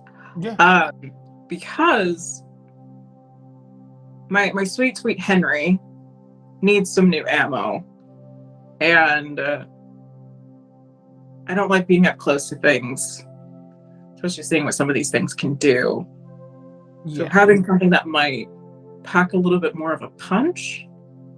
Well, I mean, if you're looking for something that packs a punch, just have Pandora hit something with a bus. Yes, but I'm talking about more so if Pandora is in the middle of something and I'm over on, a building top trying to give aerial support or trying to take out something that's trying to get to Pandora and the others. Tilts around.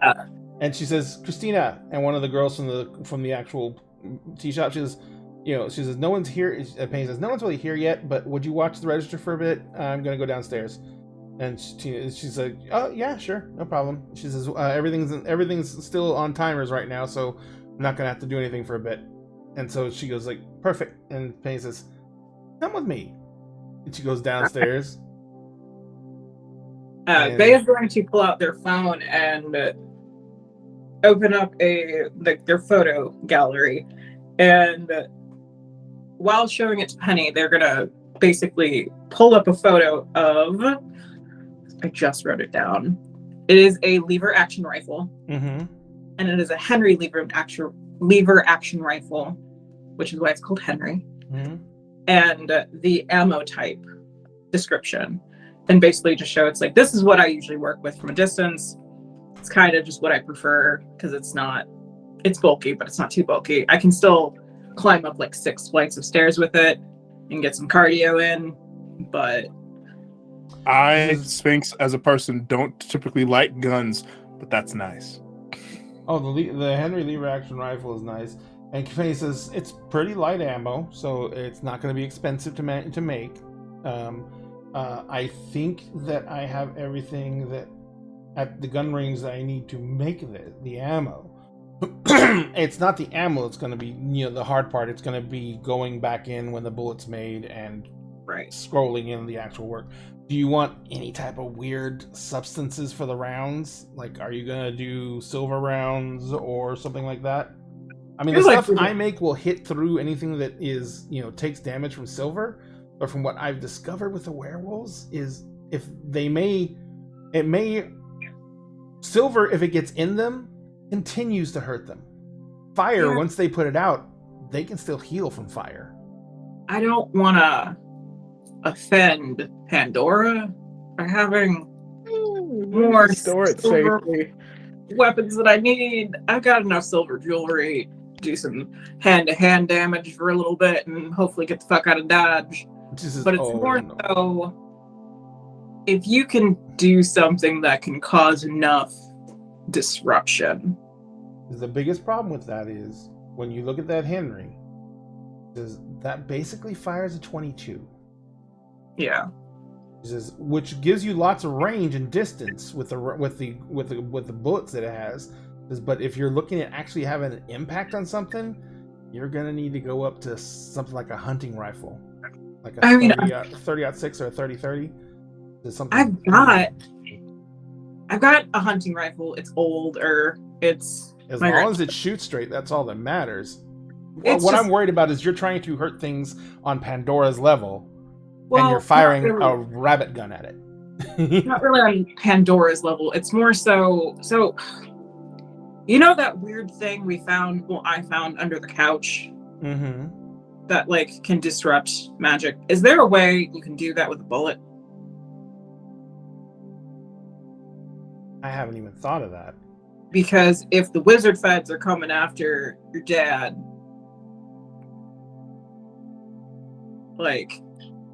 I need to warn you that if you start making, or if things start getting made that are designed to kill mages, not kill. Just if you're putting it on a bullet, you're not going to do much else with it. Okay, listen, I don't want to go fucking brass knuckles up to some fucking arch wizard. I'm not an idiot. Mm-hmm. Your dad might be Merlin or Gandalf or some shit, but I don't want to go up against fucking what's his name, who is the one who betrayed the hobbits. I don't know. I've only watched that movie once. And you like Sauron? Yeah. I don't want to go up against Oh wait, no, Saruman. Sorry. Yeah, I don't want to go up against that twink the old twink. Like, all I'm saying is, I know what you're saying. Yes. But what I'm trying to warn you about is, if you're worried about those specific threats and you make specific counters to those threats, and you use those counters and they survive, they have the ability to wipe you from existence. You know what? Apparently wouldn't be the first time. I am more of a fuck it, we'll face these consequences later. I'm trying to make sure that, you know, the people who decided that my weird ass can stay with their weird asses will have some kind of contingency plan. Think of me like you're Batman. Think of me like you're Batman in flannel. With a trunk full of weapons. With a trunk full of weapons, got it. With a trunk full of weapons. Like, because, you know, this is also just a hypothetical thing. We're not being recorded, right? No, we don't do audio recordings here. And the video is as crappy as it can be, with still letting us have some kind of recording of things. It's like, I don't want to offend your dad. He seems cool. Like, he's a wizard lizard. He's cool. I love that it was lizard wizard and now it's been swapped. It's both. Now he's a wizard lizard. He's a lizard first. He's a lizard first. And she says, so why don't we do this? I've got some time left. Why don't we make this a project? Okay. We can think of ways that you can utilize yourself at range to help everybody else out without necessarily putting you into the direct eye of things like the Wizards Council or making wizard killing bullets. I mean, they also know I exist now because I was in their council chambers. You're still currently not listed as a threat. No, but I am now part of Rose's retinue. Yeah. So am I, but yeah. Like, I exist to them, not in any capacity, but also, like, I don't know. This shit's also kind of handy. If we make it first, then we can also find a way to counter it, so that it can't be in the future used against your uncle and you and your tati. Well, that's just it. You know, it's a long.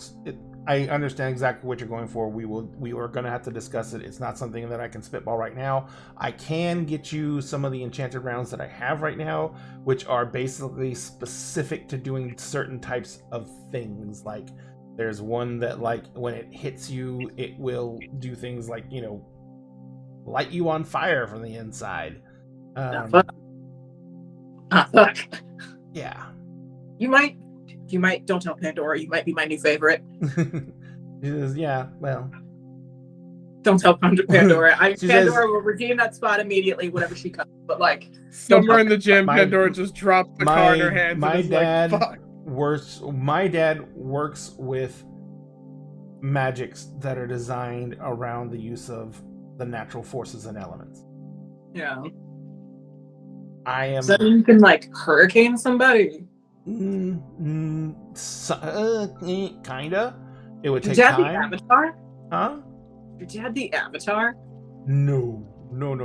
I know some people who could do that type of stuff, though. No, Dad is more like exactly what he is. Dad's more like Merlin. Okay. He's one of those guys who can draw, like, circles on the ground and then summon things up and ask you questions, or, you know, literally throw a fireball, like from that D&D game. He can do that type of stuff. He can throw lightning bolts. That's the type of stuff that he can do. And he's where I learned how to do, like, all the little charms and everything like that. But he does, like, big stuff, like his staff and his wand.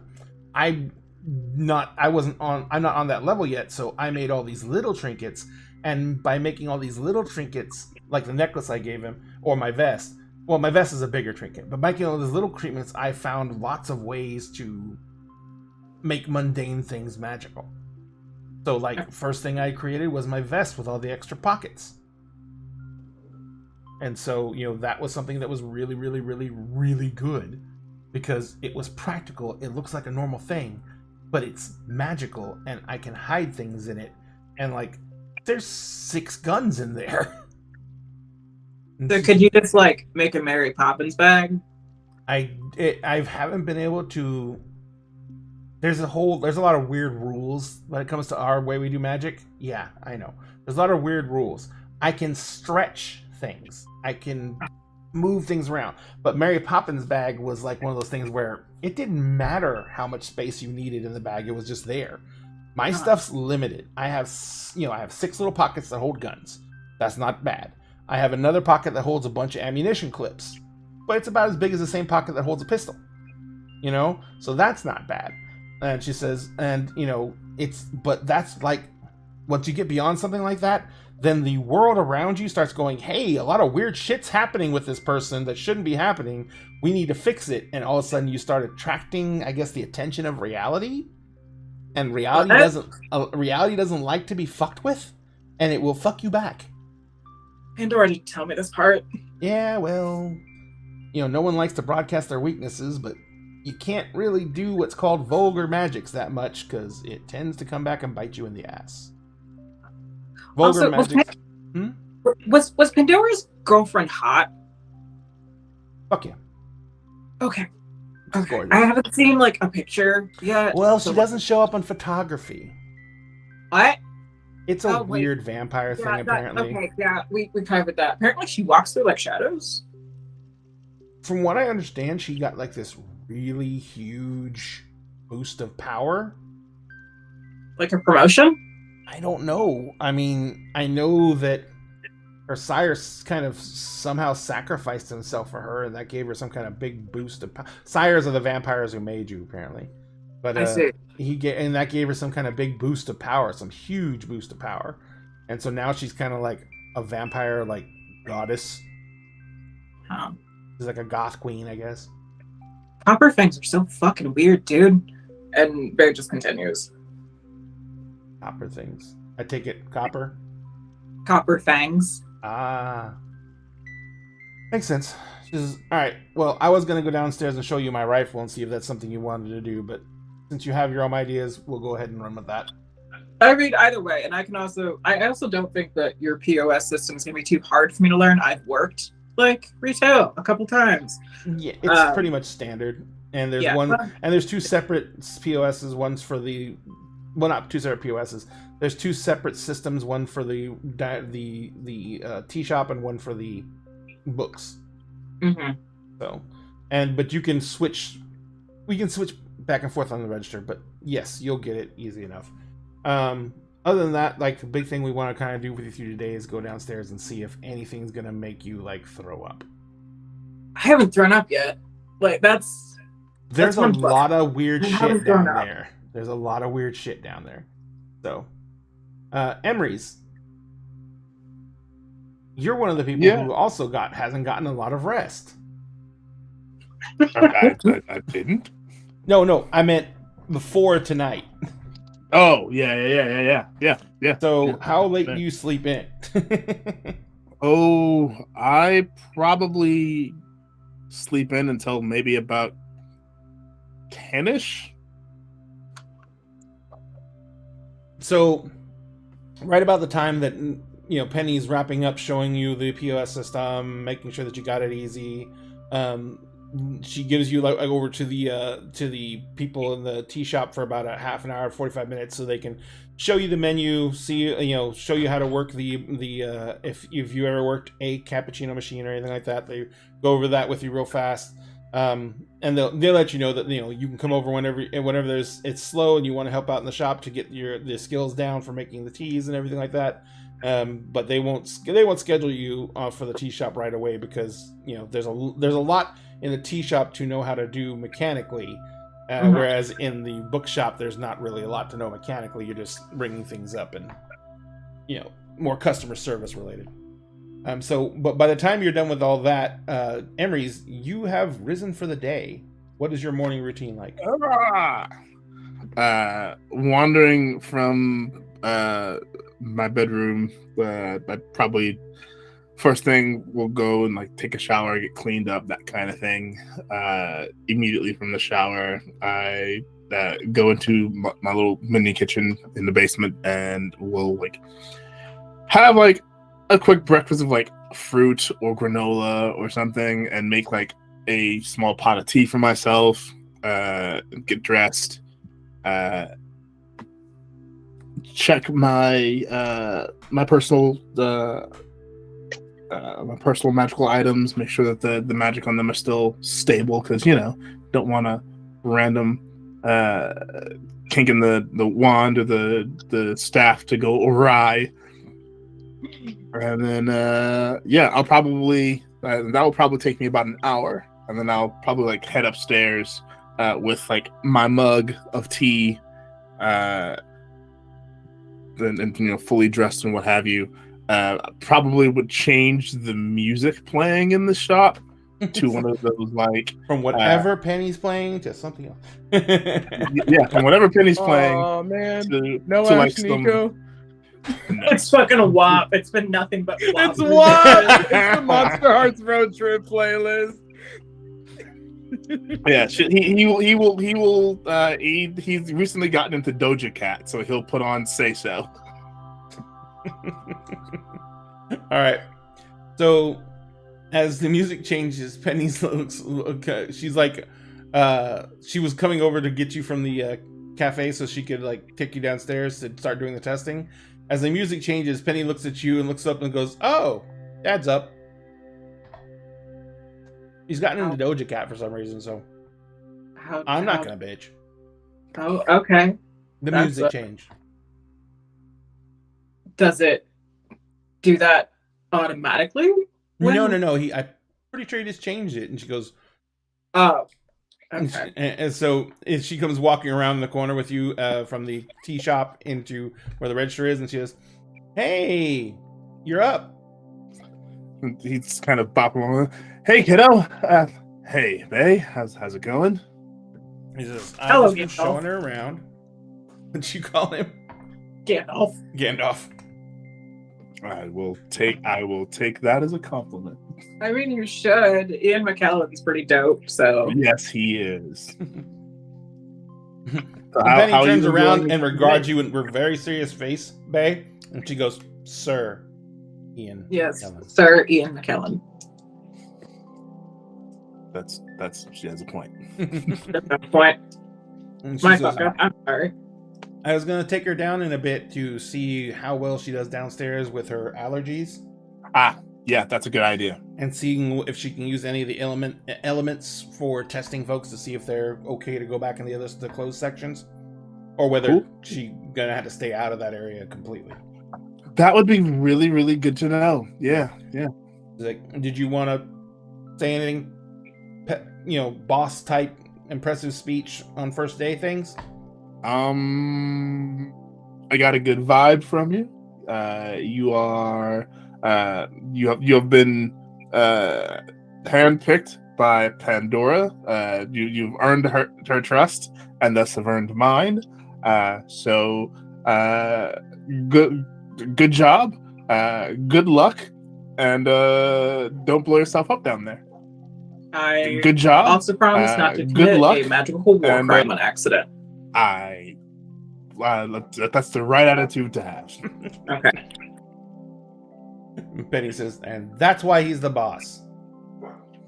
Welcome to your first day. Don't die. I own the place. Don't die.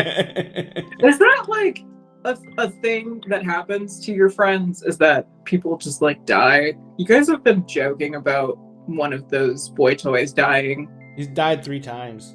No, we meant that literally. He he's actually died 3 times. And one time he was dead for a really long time. Maybe 4. Might have been 4. Like 3.5. I just know about the one in the woods. Because that happened. There was the one at the ball. That was the first one. Yeah. Where something used him in like a battery or something like that. Yeah, that was wild. And then what was the latest time he died? Oh no, that drop dead time was in the forest. Yeah, the drop dead time was the forest. Third time. It's so hard to keep track. Yeah, it really is. I know one of the times was like when we right before we went and like made friends with the Nothing. He died again then? I think he did. I know he was out. I know he was on the floor for a while. Whether or not he was, I didn't personally check his vitals. Whether he or not he was dead is Rose anyone's doesn't let me guess. check his vitals. That's probably wise. It's probably wise. Yeah. So has the other one died at all? The other I one's really don't know. new. It's We so just pretty. met that guy. Oh. I haven't officially met him yet. I walk over to Penny. I pat her on the back, and then I bonk her upside the head. It's like, what? We're not having that guy's babies. Just no. I'm not gonna have his baby. I think Good. the other guy wants to have that guy's babies. So that does not surprise me. They tend to be fairly loosey-goosey. Not that there's anything wrong with that. That's fine. Penny looks at you and goes, Lucy? Goosey? Was that not? Is that not accurate? Are the kids not saying that anymore? Are you secretly like 200 years old? I read a lot of old books. Okay. And I like sitcoms from the 80s. So You should check out Archive of Our Own. Just go read through that website a little bit. Pick a character. Any character. I've heard about that site. It sounds interesting.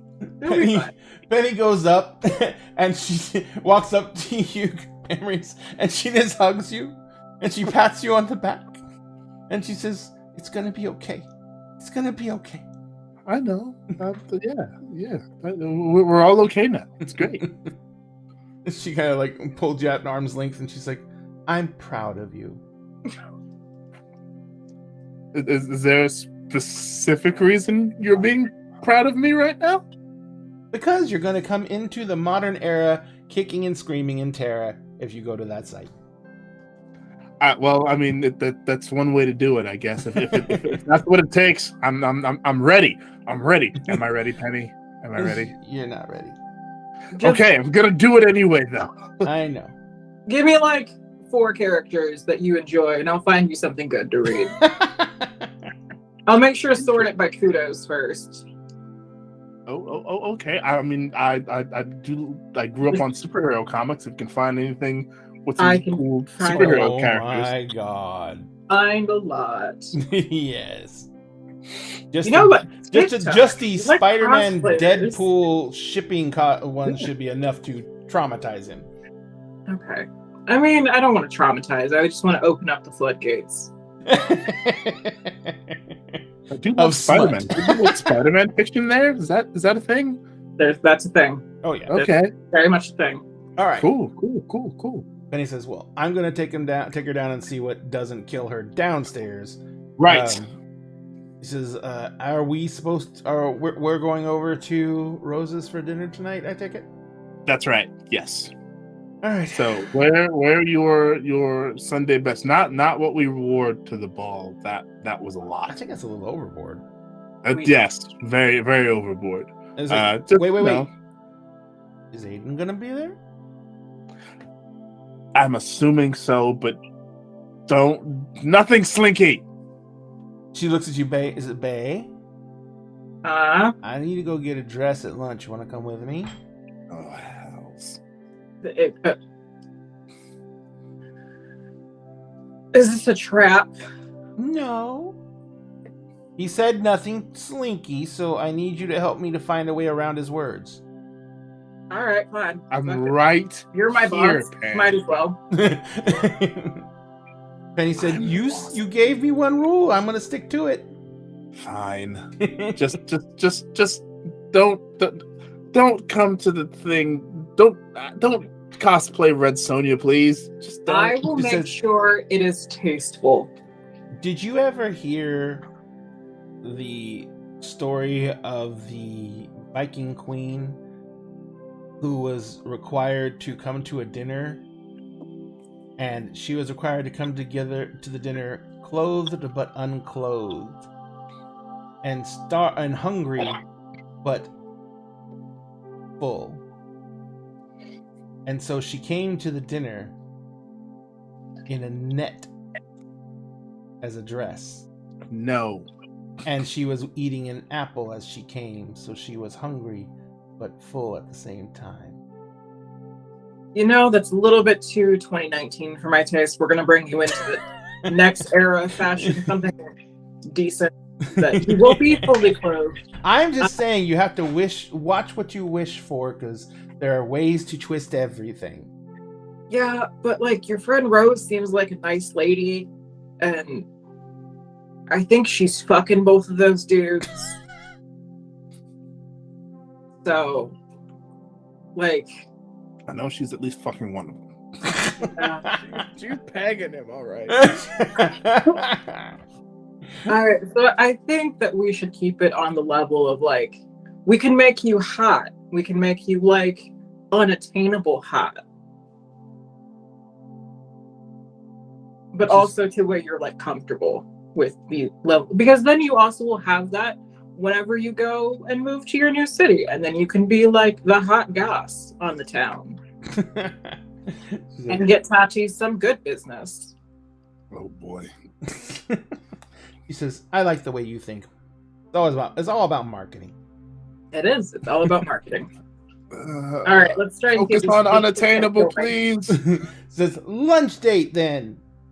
Yes, after you figure out if a wand is going to make me vom or not. Yeah, that should be fun. All right. So it's actually past when we normally take a break. So let's go ahead and take a 15-minute break so everyone can get drinks and everything real quick. And then when we come back, we're going to see what Pandora's morning is like. Dun, dun, dun. Did Pandora go on walkies?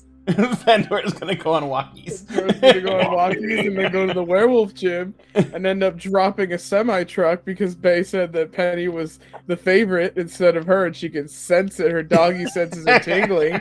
All right, folks, we'll be back in about 15 minutes. We'll see y'all then.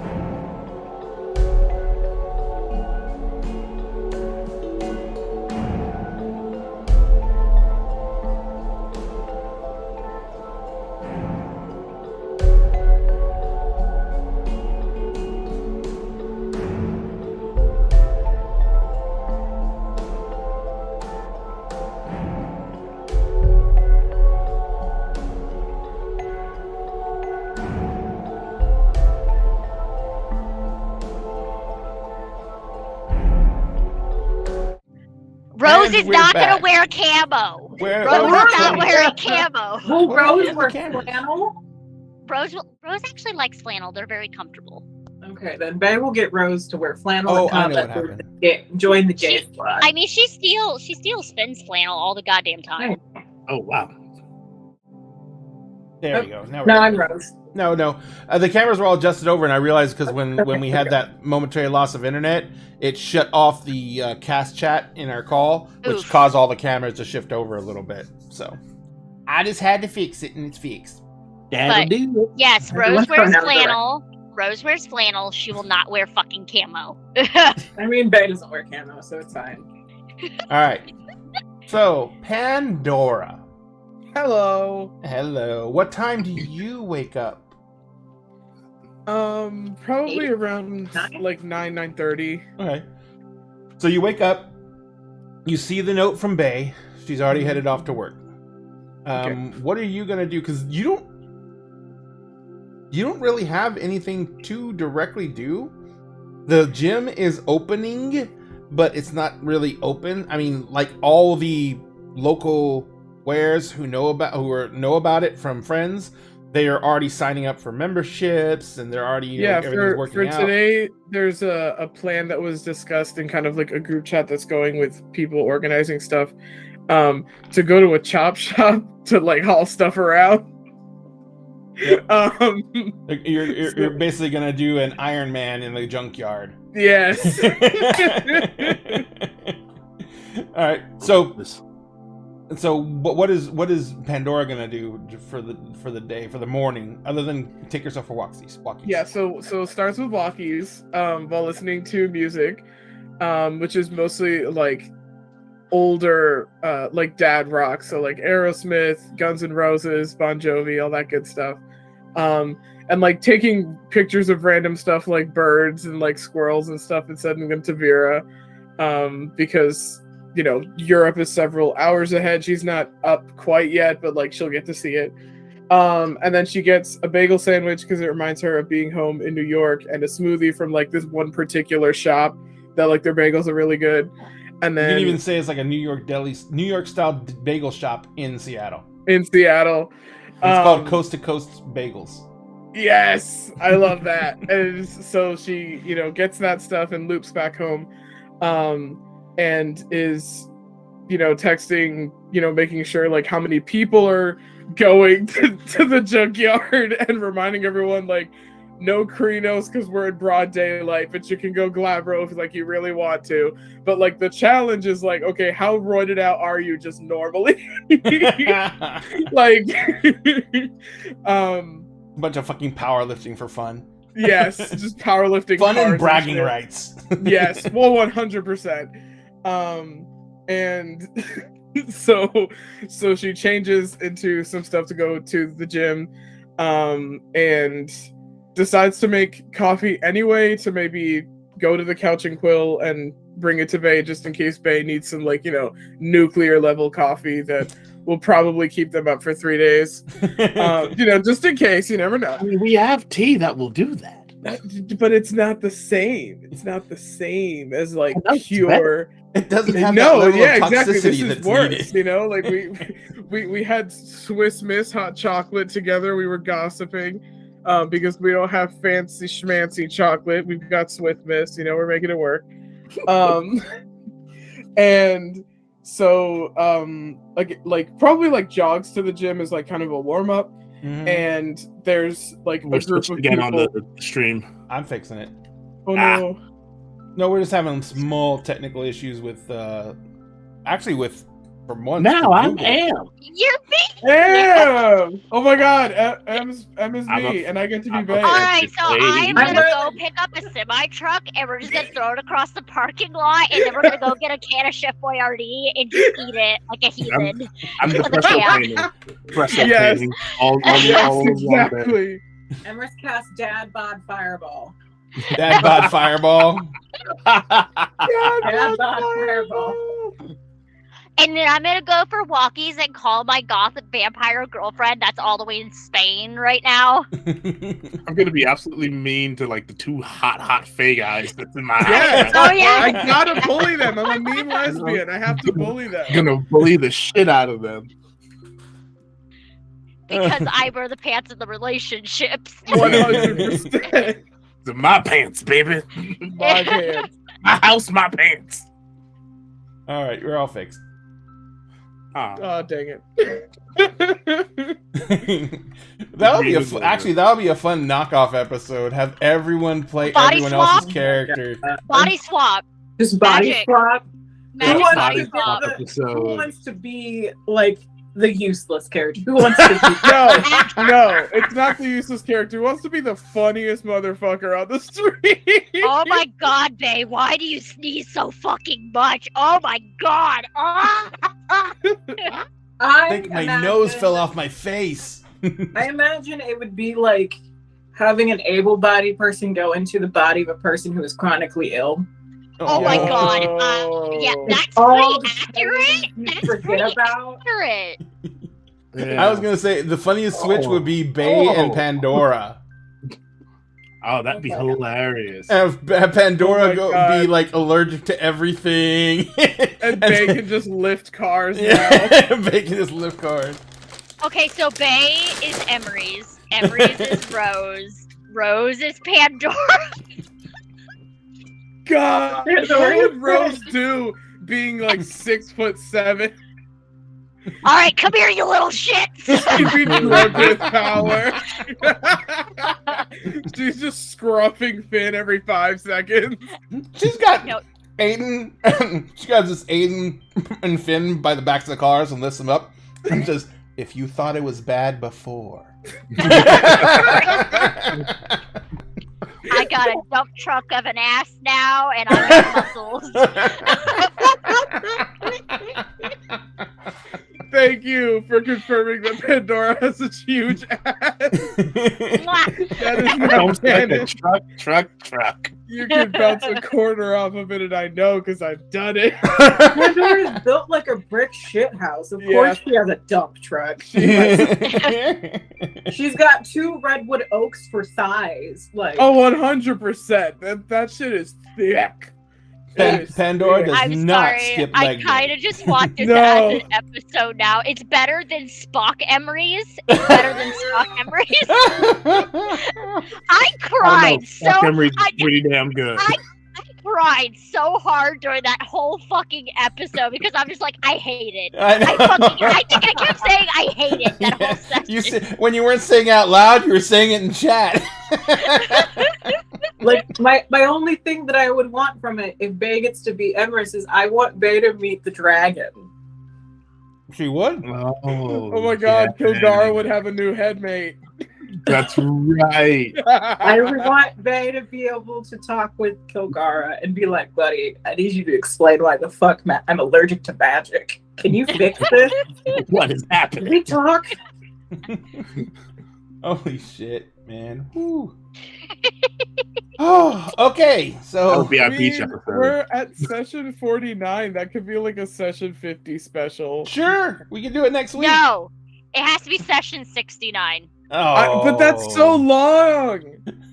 That's so long.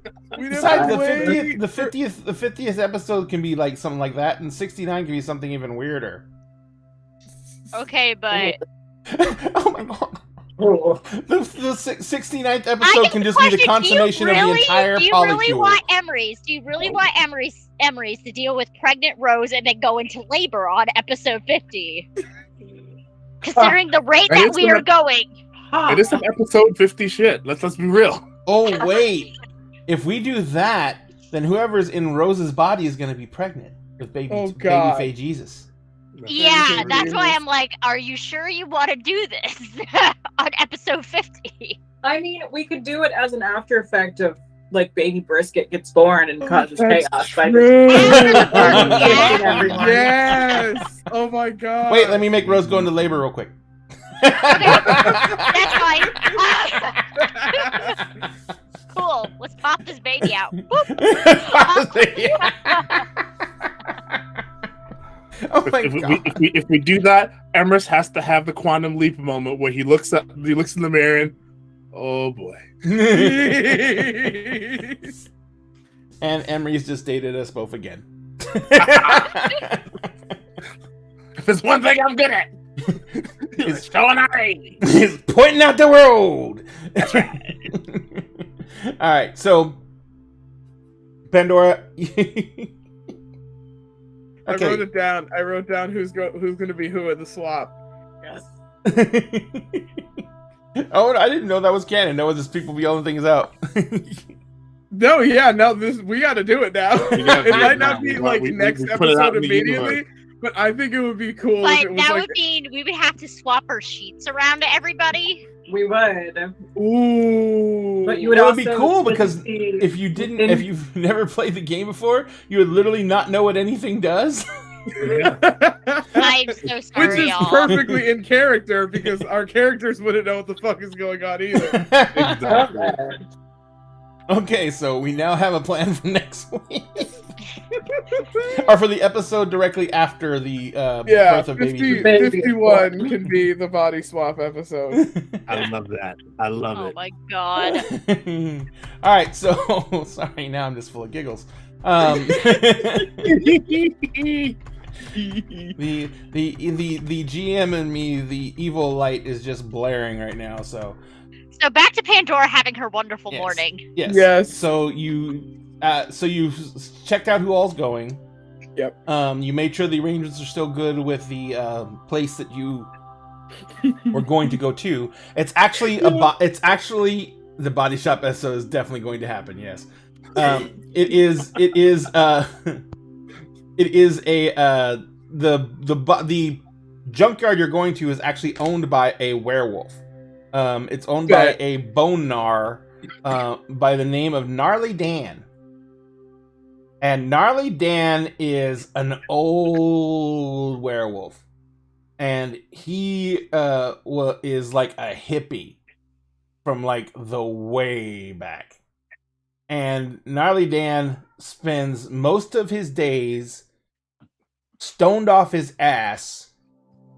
He lives in an RV in the actual junkyard. And he has a pack, but he doesn't really run with them that much. Mainly because it says his knees aren't good enough for running anymore. But he mainly sits around and he shoots the shit with people. Anyone who comes in, he just sits there and talks their ear off.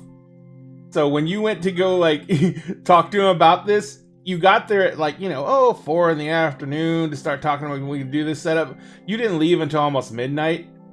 Yep. And he was just like talking your ear off about everything. So you call Gnarly Dan to make sure everything's still on.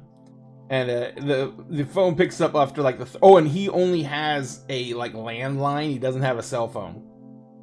So after like the 10th ring, the phone picks up and he's like, Gnarly Dan Enterprises, this is Dan speaking. How can I be gnarly for you? Hello again, Dan. Pandora! Yeah. How's my favorite little Black Fury today? Doing pretty good. I've got about a dozen people who want to head down to the yard, if we're still on for that today. Hell yeah. I actually went out last night with the forklift and lifted some of the old... I went to the Buick and Chrysler section, and I started hoisting some of those suckers out, and I put them in the big clearing like we wanted to. So like you can like run that little obstacle course thing you wanted to do. And then I moved some of the big old trucks with the old work trucks with the big heavy axles, so y'all could do some curls with those. Perfect. Yeah. So all I ask, like I said, is that when you get done with each one of the cars, you guys shred them to pieces and throw them in the crusher. We will. We absolutely will. What happened to Em? I don't know. She had a super excited face a second ago. My brain was singing its chord, and I'm like, oh my god, this reminds me. Okay, it reminds me of my neighbor that I had in the Midwest when I was in college, and he sounded just like that and acted just like that. I'm like, oh, I miss him. Aww, that's so sweet. So, audience is phone. So, what time's everyone going to be showing up? We should be there in about an hour. We're all just gonna hop in a bus and go together. He's like, all right, excellent. He's like, I gotta tell you, I really appreciate it. I mean, I haven't been around a bunch of our kin in a long time. It's gonna be good to see everyone get all juiced up on the rage juice and tossing cars around. It's gonna be very fun. I've got some new things that I wanted to try. That's gonna be exciting. I don't know a heck of a lot of Black Furies. There's this whole thing that I keep on hearing that I'm a misogynist because I know how to treat ladies properly, but they don't seem to like it anymore. So I hold the door for them, and now they call me an old son of a bitch. It depends on which Furies you're talking about, but I understand. Sometimes they get mad at me too. Either way. It's gonna be nice to get around some wolves that actually killed him. Wolves are actually willing to talk to me again. Yeah. We'll be there a while. We're bringing coolers and everything. We're planning to be there the rest of the day. Hey, you know what? I may even lather up some Ben Gay and try and get out there myself. It's been a while since I lifted some metal.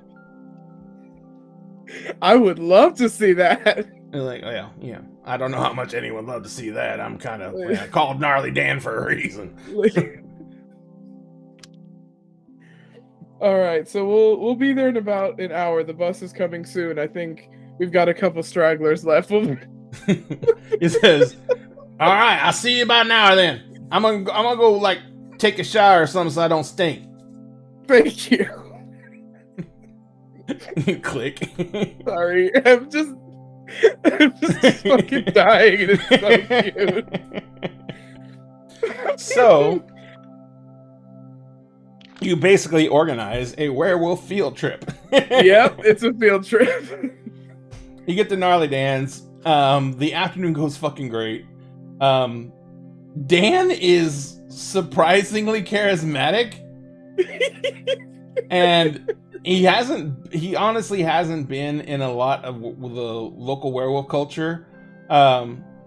Mainly because he is old and he felt out of touch. And so he hasn't been hanging out, but you bringing all these other wearers around him, you know, he seems to be really happy about it. And, you know, he's talking everyone's ear off, but everyone thinks he's fucking hilarious. And so, and true to form, he does at least one time attempt to, you know, pick something up very heavy. And the rest of the day, he sits in a lawn chair going, "I would do it again, but my back, you know, I think something went pop." It's my sciatica, that's what it is. Yeah, my sciatica, you know, that shit's acting up, you know. Maybe you could have one of them youngins come over here and just rub right there over my right hip bone. I mean, to get mad at it. You gotta get mad at it. I need you to say, "Here's Sweet Pea, here's a thing of green beans in a Pepsi container," and go home. That's just... What? Hey, sweetheart. The green beans in the Pepsi container. You won't go home now. Go home. Yeah, go home. Here, Sweet Pea, here's some green beans in a Pepsi container. You need to go home now. Okay, she's officially broken. I feel like I was doing a lap And she's around the room right now. She's gone. She's out of here. Yeah, she's out of On here. the floor. There goes Em. We lost one. So, but yeah, the afternoon goes great. Everyone has a good time. And true to word, everyone, like, you know, the last act of the afternoon is all the werewolves going nuts, just ripping the cars apart and throwing all the parts into the crusher. And it almost is like a little baby moot for the most part. There's like 3 different packs have shown up. And so she's got Pepsi. Em brought her emotional support Pepsi.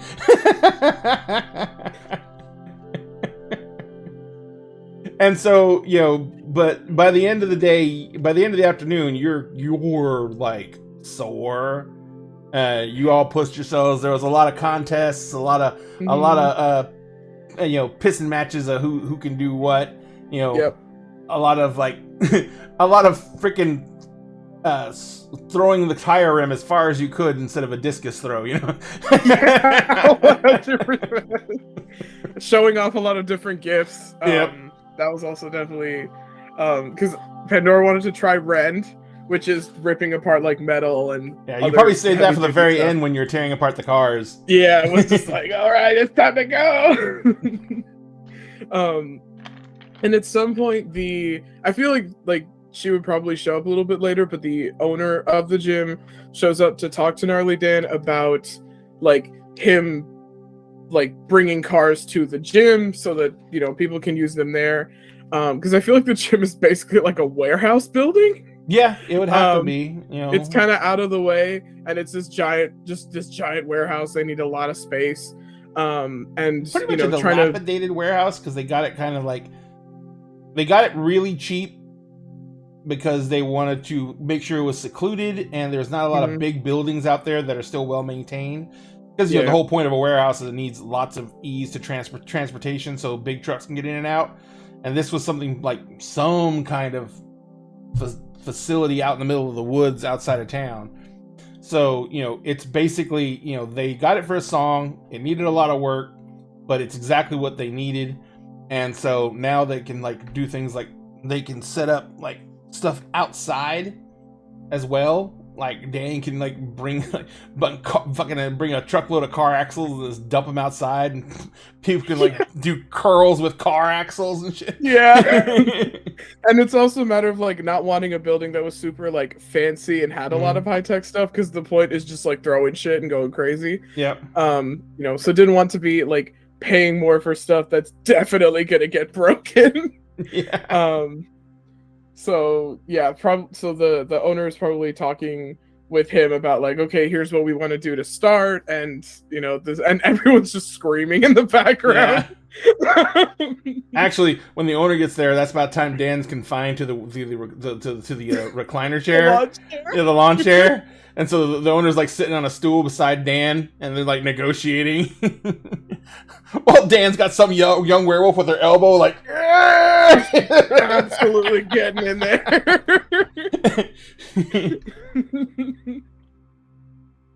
Every now and then, Dan just goes, "Oh, sweet shit, my sciatica."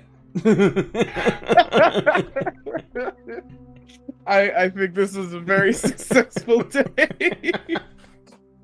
So, Pandora did have to set an alarm with enough time to like get back into the city and get home and get ready for dinner at Rose's place. Gotcha. She's not going to pull up covered in grease. That's very Axel grease and sweat. Axel grease and sweat to the Countess's house. That's not what she's gonna do. Yeah. The best thing about the whole event is, and this is actually rare for this is rare for werewolves, because there's a lot of like one-upmanship and everything like that in werewolf society. There was no fights. There was a lot of jawing, a lot of chest thumping and shit like that. But there was no one lost their shit and got into a fight about anything. Which, when you have several packs come together, that does happen. Because there's always someone who has a rivalry with someone else, and it always blows up when people are like showing off. So, but there was no fights. Everyone seemed to have a great time. So it is marked as a success. All right. So, Emery's. Once Penny goes downstairs with Bay to see if Bay explodes, Yep. What are you gonna do? I'm gonna walk the store, tend things, chat with customers, making sure that they're all right and enjoying themselves. Boss stuff. Yep, boss stuff. I'm doing the boss shit, okay, Ray? Just lay off. Be cool, babe. I'm just doing doing the the boss thing, shit. Be cool. the thing that the boss does. I got this. I'm with it. I'm hip. So as you're doing that, you're doing the whole thing. You're talking to customers, chatting people up, and a lot of people recognize you because you're obviously the owner of the shop. But a lot of other people recognize you because you are basically the main source for real supernatural knowledge in this area.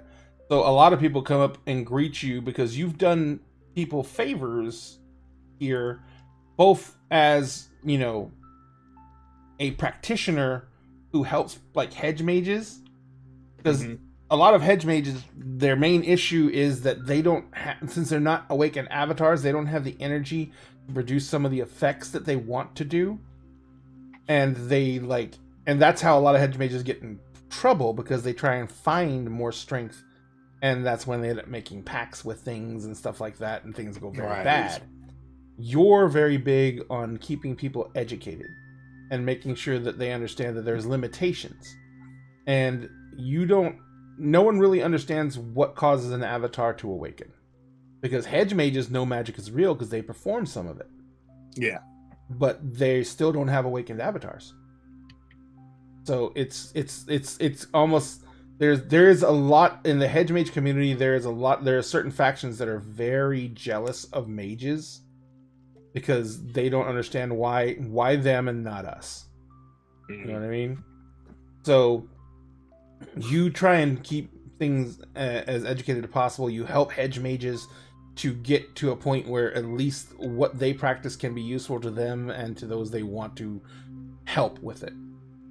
So you've gotten a reputation for that aspect too. As you're doing that, one of the local hedge mages, who is a member of one of the casting circles that actually comes and uses the one of the rooms on the weekends for their gatherings to discuss what everyone's going to be working towards and who needs help with what. Her name is Erica, and she comes walking up to you, and she says, "Emery's." Oh, hey Erica, how are you doing? We're doing good. We're actually not gonna make it this week. I was gonna let Penny know, but I saw you, so I figured I'd kind of let you know. Have you noticed anything weird, like in the past week? Define weird. I mean, this is me we're talking about, so. Well, Chelsea. She's in my circle. Yeah. She's kind of a Karen. Yeah. Turns out has a lot, like, almost necromantic thing going. Hard to miss. Yeah, it's always weird to know that there's a necromancer driving a minivan. But she says that there is a lot of energy coming through from the negative side, and that she's been seeing as she said, she's been seeing a lot of dead folk. Well, she's a necromancer, so that is kind of her thing. No. But I'm guessing when she says that, she's seeing more than is normal. Yes. That is troubling. There is a lot of restless dead.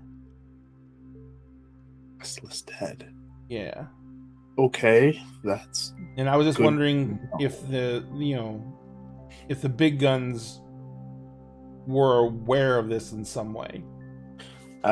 This is my first knowledge of it. I don't know if the big guns are aware. Well, I mean, I know you guys try not to delve into that aspect of a lot of negative energy, except for those weird guys who like worship death or whatever. I don't know. I try not to get into y'all's business, so that's fair enough, and it can get fairly messy dealing with them. Yeah. So, but anyway, those are the hollow ones, right? Yeah. Well, the Thanatos. The Thanatos, right. Yeah, the Thanatos are they're a weird bunch. Yeah. So, but anyway, so I didn't know if you knew any of them or anything like that, but it might be something you guys want to poke your head in on. Yeah, sure. The biggest thing that she's been saying about them is that a lot of them seem agitated, disgruntled. She hasn't tried to reach out to contact any of them directly. Okay, probably for the best. You don't want to attract attention if you don't have to attract attention. Right. And they're nothing that she's summoned or tried to chat with before, so she doesn't. That was going to be my next question. Yeah, she doesn't actually know them, which is another big red flag that you don't want to step into. So Restless dead. Okay. I don't know. I will. She says I will make some calls. Yeah, she says the usual stuff. She mainly encounters them when she's going down to the graveyards to make contact with her contacts. She finds them just wandering around. Are they corporeal, or are they still incorporeal? No. The only reason that she can see them is because she can sense them. Right. Okay. Well, actually, I don't know if she'd know if they're corporeal or not. Honestly, if she's not interacting with them herself, but she's seeing them, so I don't know if they're corporeal or not. That's that is a question. I will call my contact and see if they might know anything. I personally haven't heard anything about this, but they might happen to know something. So thank you for letting me know. That's really wild. Definitely gonna look into that for you. Thank you. Well, I mean, look into it, but it's not just for us. You know, I just don't want. Yeah, I just no, know that it's something on this level. She doesn't panic. She's been around the block. Mhm. So for her to actually bring it up at one of the circles means that it's gotten to the point where they don't feel comfortable ignoring it. fair enough. Yeah, I'll look into it. We'll see what we can figure out. That is definitely worrisome, to say the least. The Restless Dead. Oy. I wish I could give you more information than that. No, that's what you've given me is fine. If I can't remember if Chelsea says anything else, let me know. If she sees anything else, if she sees any of them do something more irregular than what they are currently doing, definitely let me know. You have my number, right? Yeah, no, or I'll call the shop. Yeah, cool. Yeah, definitely do that, and if I'm not here, someone will get the message to me. But yeah, I'm definitely gonna look into that. That sounds concerning. Well, I figure you're the one to come to with that type of info. I appreciate that. It's better to know and be aware than to not know and be caught by surprise. Yeah, well. Hopefully it's not a sign of something wicked coming this way. Well, I will leave that up for you to decide. I am just gonna go, and she holds up some books. Just gonna go pay for these and get out of here. Right on. Well, stay safe out there. Just do the same. And it's good to have you back in town. Yeah, things were kind of weird for a little while, but I'm back. It's good to be back. She smiles. See you later. And she just walks off. And as she walks off, I will reach in and tap Kilgara. It's like you were listening to that, right? And Kilgara says, "I can't help it." I mean, well, more of a rhetorical. You know what I mean. Anyway, do you have thoughts on that? Any ideas? Is this something you've seen or noticed before? If it's happening, it's got to be something local, because it's not anything that's radiating out on the web. Okay. The dragon lines are just no disturbances in any energy on the dragon line. Good to know. Okay, I will reach out to some of my other contacts and see what they have to say about that. That's as you're kind of scrolling through your phone, and as you're scrolling through your phone, your phone buzzes in your hand, and you see it's Izzy. Izzy. Oh, I will answer the phone. Hey, Izzy, what's hello? And it says, hello. I hope you don't mind me calling. Remind me who Izzy is again. Oh, sorry, shit. Izzy is the original mage, the technomancer. Oh, that came into your shop. Damn, that's like episode 1. That's son of a bitch. I forgot he never actually gave you his actual name. 48 sessions ago. Damn. This son of a bitch is still alive. Apparently. No one took care of him. He was still. You guys made a truce with him, actually. That's remember? True. We did. We did make a truce with him. And Izzy says, "I hope you don't mind me calling." I mind if you're trying to blackmail me into something again. That won't go so well this time around. No. No. He says, I actually I need to speak to the council. And I need to be able to get there alive to speak to the council. So I am formally asking, since you declared your site neutral ground, I am formally asking for shelter in order to be sequestered for whatever period the council deems me the need to sequester me for, in order for me to be allowed to speak to them. You're asking me for sanctuary? Yes. Take a deep breath. How bad is it? Don't bullshit me. How bad is it? Will it put me and my people in danger?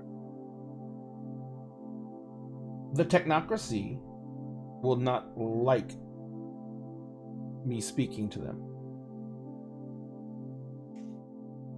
But you all have built yourself up a bit of a reputation, so they know that it would cost them to try and remove me as a threat. I am asking for sanctuary because I am choosing to leave the technocracy.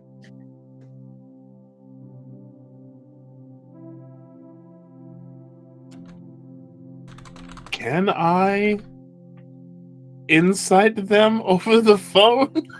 Sure. Is that a thing that's possible? No, it's completely, absolutely possible. All right. Or better yet, since I spent some experience and bought a node in entropy, Mm-hmm. there is an ability, Ring of Truth.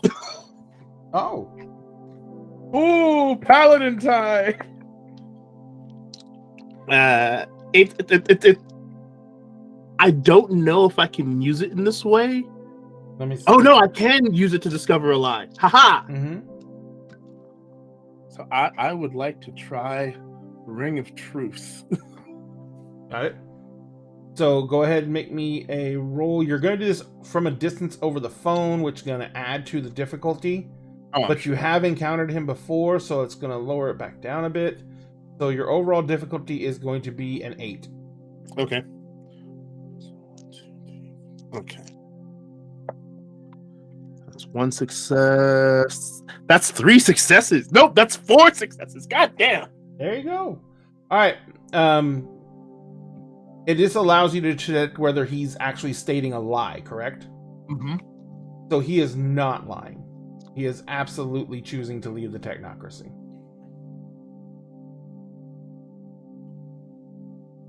Emrys kind of pauses for a moment. How soon can you get here? He says, I can be there almost immediately. He says, I do have some things that I need to... Some things I need to set in motion, some things I need to stop. I never told you, but I thought you might guess, but I'm an artificer. Ah. And I have certain experiments that are still running that would be very bad to leave running, and it will take some time to shut them down. And I have some contingencies I need to put in place to protect my research in case my stronghold is raided. Gotcha. Okay. There are things that I have been working on that could be very bad for everyone if the technocracy gets their hands on them. Right. Well, you do that. I will make contact with my contact in the council and see what we can get set up. This is, I will be there within the next 2 hours. Very good. Well, be careful. Thank you. And he sounds actually shocked. And the the line goes dead. By the way, it came over with caller ID that said Izzy. Saves number. Stares at his phone for a while after saving the number. You go to save the number, it's already saved in your contacts. Of course, that motherfucker. All right. Gets out of his contact information, and I go directly to Tati, and I call her. Okay. She answers the phone, and she says, "What's going on, sweet?" Ma'am, I have a situation that you're not going to be happy with, but you're going to, at the very least, be intrigued by. That is a very interesting way to phrase things. Yeah, it's a very interesting situation. All right, Moshe. You remember the individual from the technocracy, right? The one who started this whole ball of wax by sending you after that Nafandi? Yep. He just called me. How is... Never mind, it's technocracy. He's technocracy. Yes. All right, so he called you. What is he doing? Threatening? Blustering? He's leaving the technocracy and asking for asylum. He wants to set up a meet with the council. Did he indicate why he wants to think he has the ability to call for a meeting with the council? He is hoping to use my contacts and reputation to do so. Whatever it is, whatever's going on with him has him spooked. Do you owe him anything? I owe him nothing. If anything, he owes me.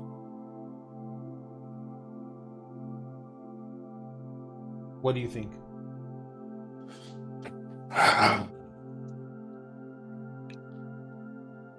I'd be a fool to believe that this won't bring trouble to my door. However, I also would not be myself if I refused help from someone who needed it, even if that someone were technocracy.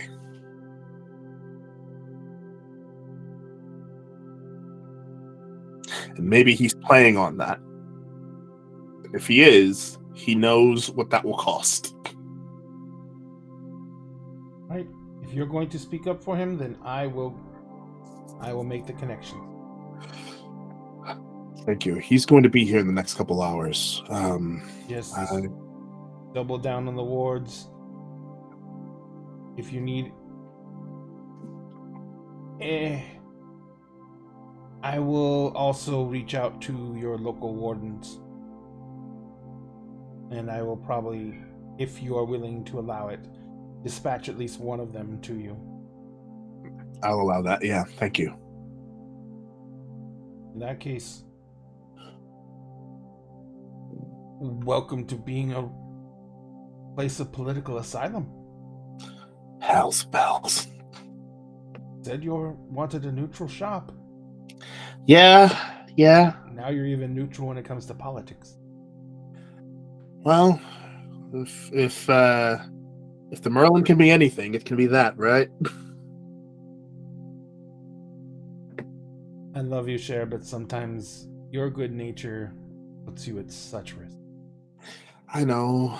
I love you too, and I appreciate that you maybe not understand this about me, but at the very least are tolerant.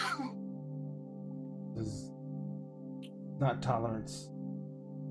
One of the reasons that I love you so.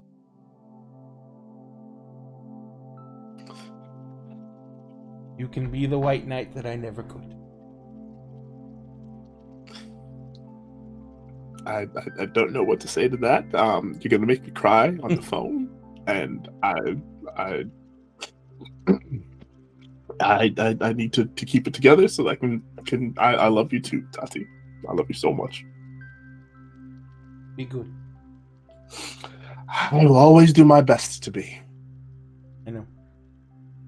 He hangs up. And then I immediately call M. You mean Rosaline? Yeah. I mean, yeah, Rose. Alright, by this time, it's probably getting on to like 1 o'clock in the afternoon-ish. Okay. And so That's fine. you're probably like, adjusting Rose Red to what you need, getting the a banquet room set up and everything like that. So it takes her a minute to answer the phone, as it always does. It takes her a little bit, and right when it's about to go to voicemail, "Hi, this is Rose." Or better yet, why won't this thing pick up? God damn it! Oh, there it is. Hi. Hey, Rose, it's Emrys. What'd you do? I didn't do anything. We do have a situation. What's the situation? You remember that son of a bitch from the technocracy? The one that forcibly had everybody sign a contract because of what Penny did. The same. What the fuck does he want? He's leaving the technocracy. Are you 100% sure? Yes, I am. Okay. And he's requested asylum and a meet with the council. I'm about to start reinforcing the wards. Tati is sending a warden over, and he will be here in the next 2 hours. So you'll be late for dinner. Probably. Okay. Best to send Penny and Bay is there, I'm assuming? Penny and Bay have gone on a shopping excursion. Let them know to get over here, because I don't think Penny and him need to be in the same facility. I will send her a text. If you agree with me on that one.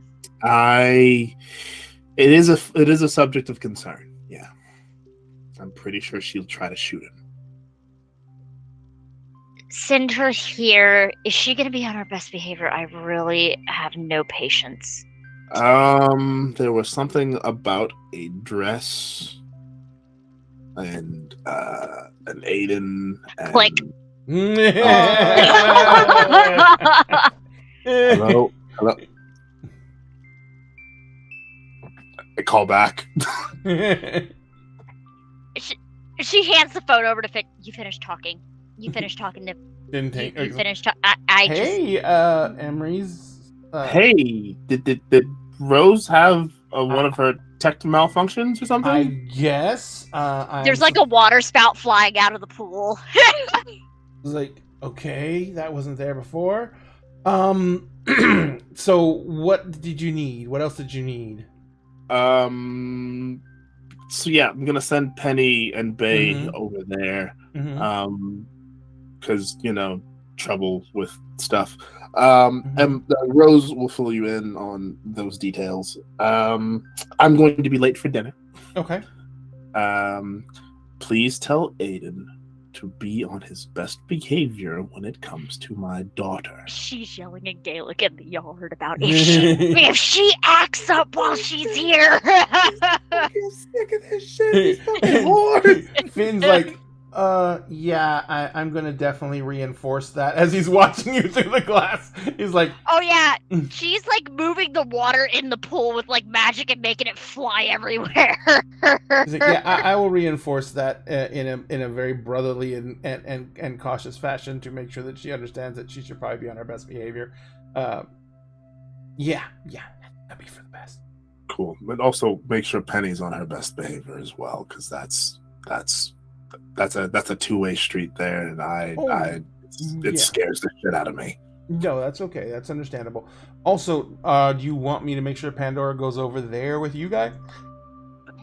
Yeah, I'm gonna call Pandora right after I get off the phone with you. I almost called Pandora. You're in World of Warcraft, and you're a panda bear. You are a panda. Grab a hand for the phone as she comes back in after yelling. Here's Rose. He hands you the phone. Hi. I thought I heard some screaming in the background there. You doing okay? In the background, you hear Farrah going, "The pool's half empty." I'm gonna take what Finn just said as a no. We're just gonna blame it on pregnancy hormones. Sure. Mm-hmm. Okay. I will let Aiden know to be on his best behavior, and Penny better be on her best behavior because I have no tolerance right now. Finn My will be feet are watching. swollen. I would like to sit down. Yep. Also, that's cool. Pandora needs to be over there with you, so at least you have somebody there, and I will see you for dinner. Yeah, I'm gonna call Pandora the moment I get off the phone with you. Perfect. All right, you go sit down and have a slice of cheesecake or something. Oh, my stomach's getting nauseous at the thought of cheesecake. Okay. Okay, maybe not cheesecake. Whatever makes your stomach happy. Yep. I will see you soon. See you tonight. Yep. All right. She starts yelling down the hall and Galen going over towards Aiden. And Finn's sitting there on a stool and he goes, Aiden, run! Run! No, it's like you better behave yourself. It's not like full blown angry Oh, yelling. I know, It's like, I know. You need to behave yourself. Please behave yourself, please. All right. And So, then Emrys calls Pandora. okay, go ahead. What's up?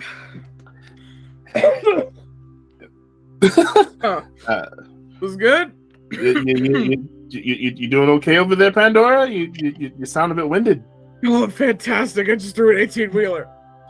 Oh. Oh my fucking god. Okay. Felt it in my entire spine. How soon can you get here? Oh shit, I gotta go. Gnarly Dan, I gotta go. All right. I'm gonna sit here and talk to this nice lady about what we gotta do next, because apparently we're gonna be sending a lot of this stuff out for the gym. Yeah. Okay. To where? The couch and quill? No. Oh, you're talking to. Sorry, to Yeah. Dan again. Yeah. No, it's not you, Dan. It's not. You're good. Oh, okay.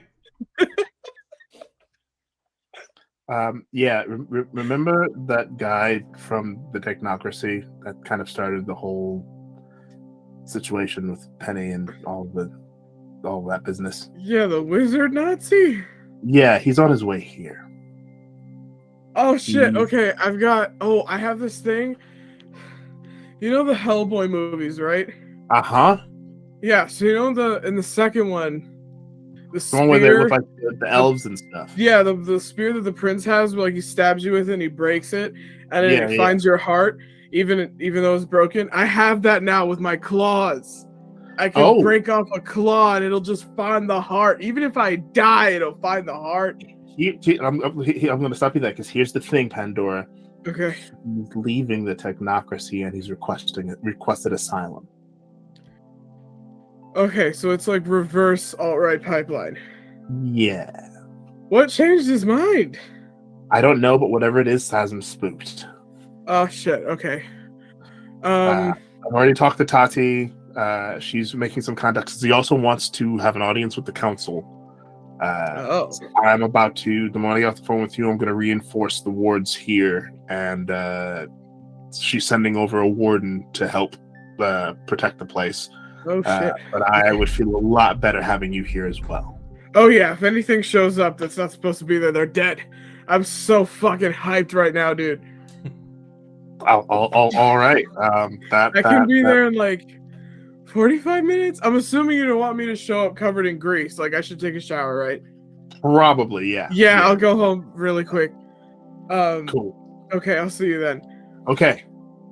And I will hang up the phone, and I'm going to immediately go and grab my staff and get to work reinforcing every single goddamn ward in the place. All right. Bay, you see your boss go into a flurry of activity. You have no idea what he's doing, but you start sneezing uncontrollably. I start hiccuping. Hiccuping, sorry, hiccuping. Oh no, that's even worse. Bay was out with Pandora. Nuh-uh. Where Bay's working. Bay's with Penny. Oh, by the way, that's right. Yeah. in the basement, any of the items used to detect someone's abilities or powers make you hiccup. If they put him in your right. hand and you use it, what happens if magic is cast on you, not just you're in the presence of magic? I don't think Bay's ever had magic used on them that's not like a kindred trying to use their powers. Because Bay's met like a handful of kindred. Yeah.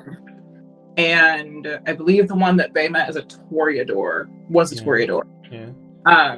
And they usually have like awe or something like that, or mesmerize. Oh yeah. Yeah. And well, Bay was distracted by it because like they started hiccuping, and they tasted copper during that entire interaction with that Toreador. So I think it would be more like it's not like a fit. It's like it happens. It's kind of like if you drink soda too fast the first time and you just start hiccuping. Yeah. And then it just dispels itself. So it will stop after a while. It's just and these items like go off instantly. Tom is letting you like use them on him because he works down there, you know. So he's like, if you want to see like if someone has the magical chops to get books from the restricted section, all you have to do is hold this wand. He's like, and ask them to grab the other end. He says when they grab the other end, when they grab the other end, it'll activate the wand. If they have the chops, he says, you will feel your hand warm up, not get like burn or anything like that, but the wand in your hand will warm up. If they don't have any abilities, then nothing will happen. It's that simple. He's like, here, let me show you. And he puts a wand in your hand. He puts a wand in your hand, nothing happens. But the moment he grabs the other end, you start hiccuping. Yeah, and your hand starts getting warm. Huh. It's like our hot hands. He says, okay, is that going to happen every time too? I mean, yeah, it's fine. Hey, that's an interesting trick. I wonder if you can just be a barometer. Like he's the like, things they use he for holds out his sharing hand. He holds out his hand to you. He's like, would you like to shake my hand? Are you allergic to silver? No. Okay, cool. Then I can use this hand. And Bay will shake his hand with their right hand. So he has no spells on him, and so it's just a normal hand. It's his hand. And he's like, nothing? No hiccups? No nothing? Like, okay, maybe not then. Can you do like bippity boppity boo? Fairy godmother thing? I guess. I mean, let me think. What's something I could do real quick? Okay, yeah. And he says he pulls out a little pendant around his neck, and he's mumbling under his breath. And as he does so, you hiccup. And he's like, oh, okay, so that explains that. It's got to be active. All right. It's just whatever you do it. Like if you start it, if it's already like going like in this place that I just feel like I need to sneeze. I sneezed earlier, so that's good. I don't feel as much like that anymore. Had a sneezing fit coming into the basement, but yeah, there's extra wards around the basement. That makes sense. That makes sense. So I could probably just like be a really bad magical bloodhound. If someplace is warded. He says the big thing for me is I was hoping that you might not have to use the wand, like if you just started hiccuping. But I guess you know what? If there's anyone upstairs who's got active effects on them or using active effects, you know before anyone else did. Yeah. Well, except for maybe the wards. But if they can make it past the wards, then you'd be a good backup. Thank you. I'm taking that as a compliment. I hope that's a compliment. I think it's a compliment. Okay, I'm going to take that as a compliment. Absolutely a compliment. And Tom says, well, either way, as long as that's the worst effect you get from using the wand, he says, then you should be good to work down here. He's like, none of the books have any effects actively on them. And he says, and the ones that would be needed to be warded are actually locked up, and they need special permission to get them, and only myself or Emery's or Penny can open those. He says, so you don't have to worry about that part either. Bay's gonna lean in a little bit closer to Tom and ask, it's like just really quietly, are there really books bound in human flesh? Terrifying ones, yes. None of them here. Do you have like the Necronomicon? It's not really called the Necronomicon. It's called the Book of the Dead. Oh. Do you have the book from the Mummy? That's the Book of the Dead.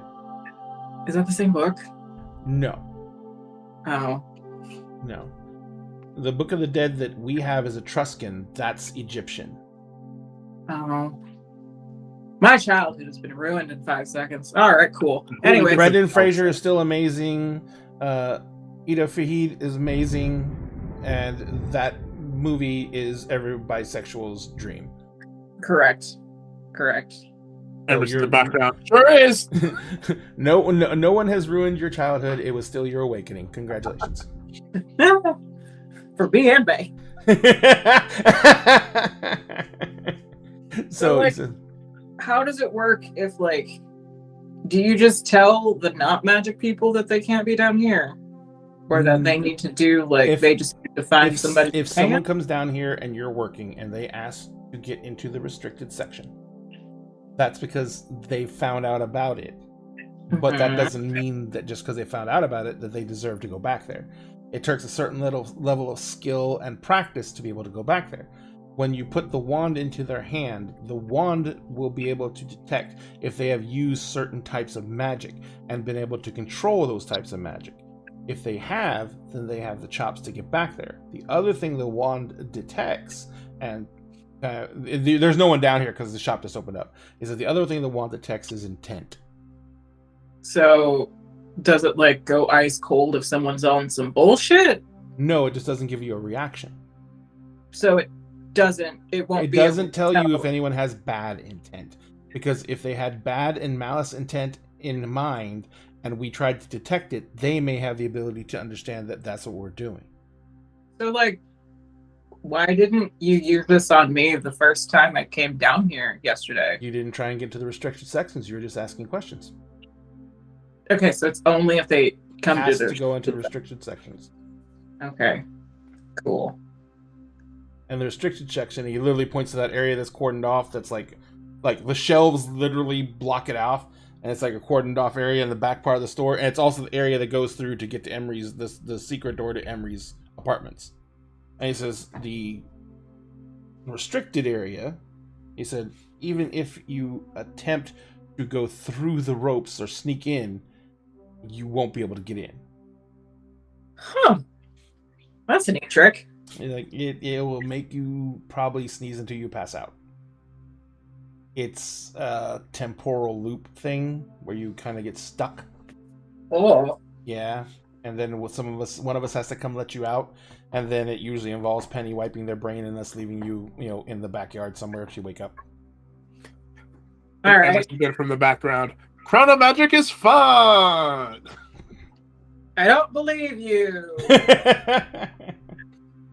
He says, but all in all, I think you're good to work down here if you want to take some shifts down here. He says, I will walk through with you all the items you need. He says, we're going to have to add you to the wards for the back area permanently, other than the, Emery's or Penny temporarily lifting them so you go down to the apartment. He says, so we're going to, Emery's will have to take care of that, but I will tell you that it is going to require teeniest drop of blood. It's burned up in adding you to the ward, but it's necessary because the wards need to know who you are. Are the wards fucking Audrey too? No, the wards are like, that time thing that happens. That's in the wards.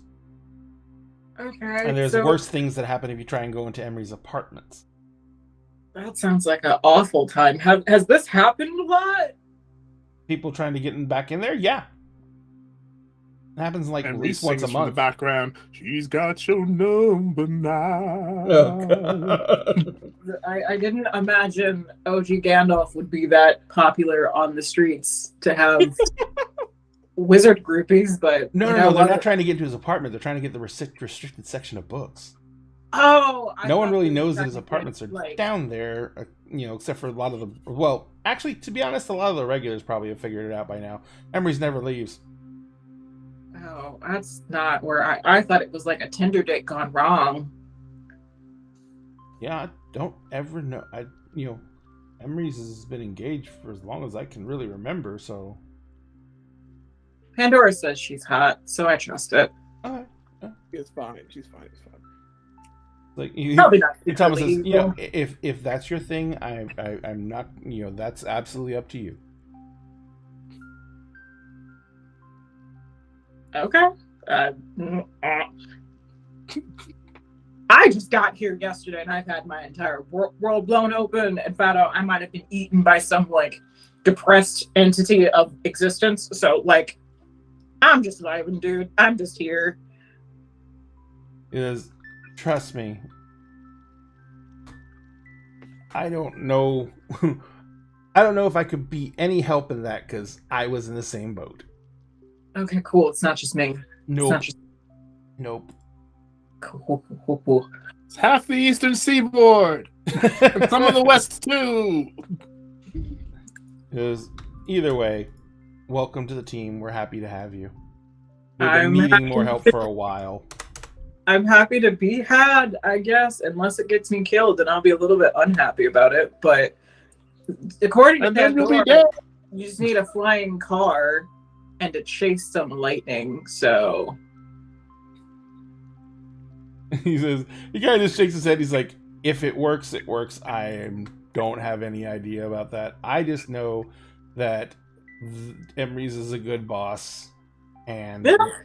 And we get medical and dental. So, that's Emery's pokes his head into the hallway. In the back. The guy looks at you. Oh yeah, no, we're still talking about the 401ks. Don't worry, I'm looking into that. Don't worry about it. It'll be fine. From somewhere, Rose is like, something just got banal somewhere. I felt it. Why am I itchy all of a sudden? I gotta go throw up now. But that is a good place to wrap up. We're over a little bit in time from what we normally do. But thank you all so much for our lovely slice of life game. It was nice to just not be, saving the world for a day. And just worrying about dinner parties and workout routines and, starting new jobs. We got downtime. Holy shit, we got downtime. Yeah, we did. It only took a year. Yeah. All you needed was a human. All you need is one human. You needed a yep. As Ray desperately tries to figure out how not to kill Bay. the not quite vanilla human.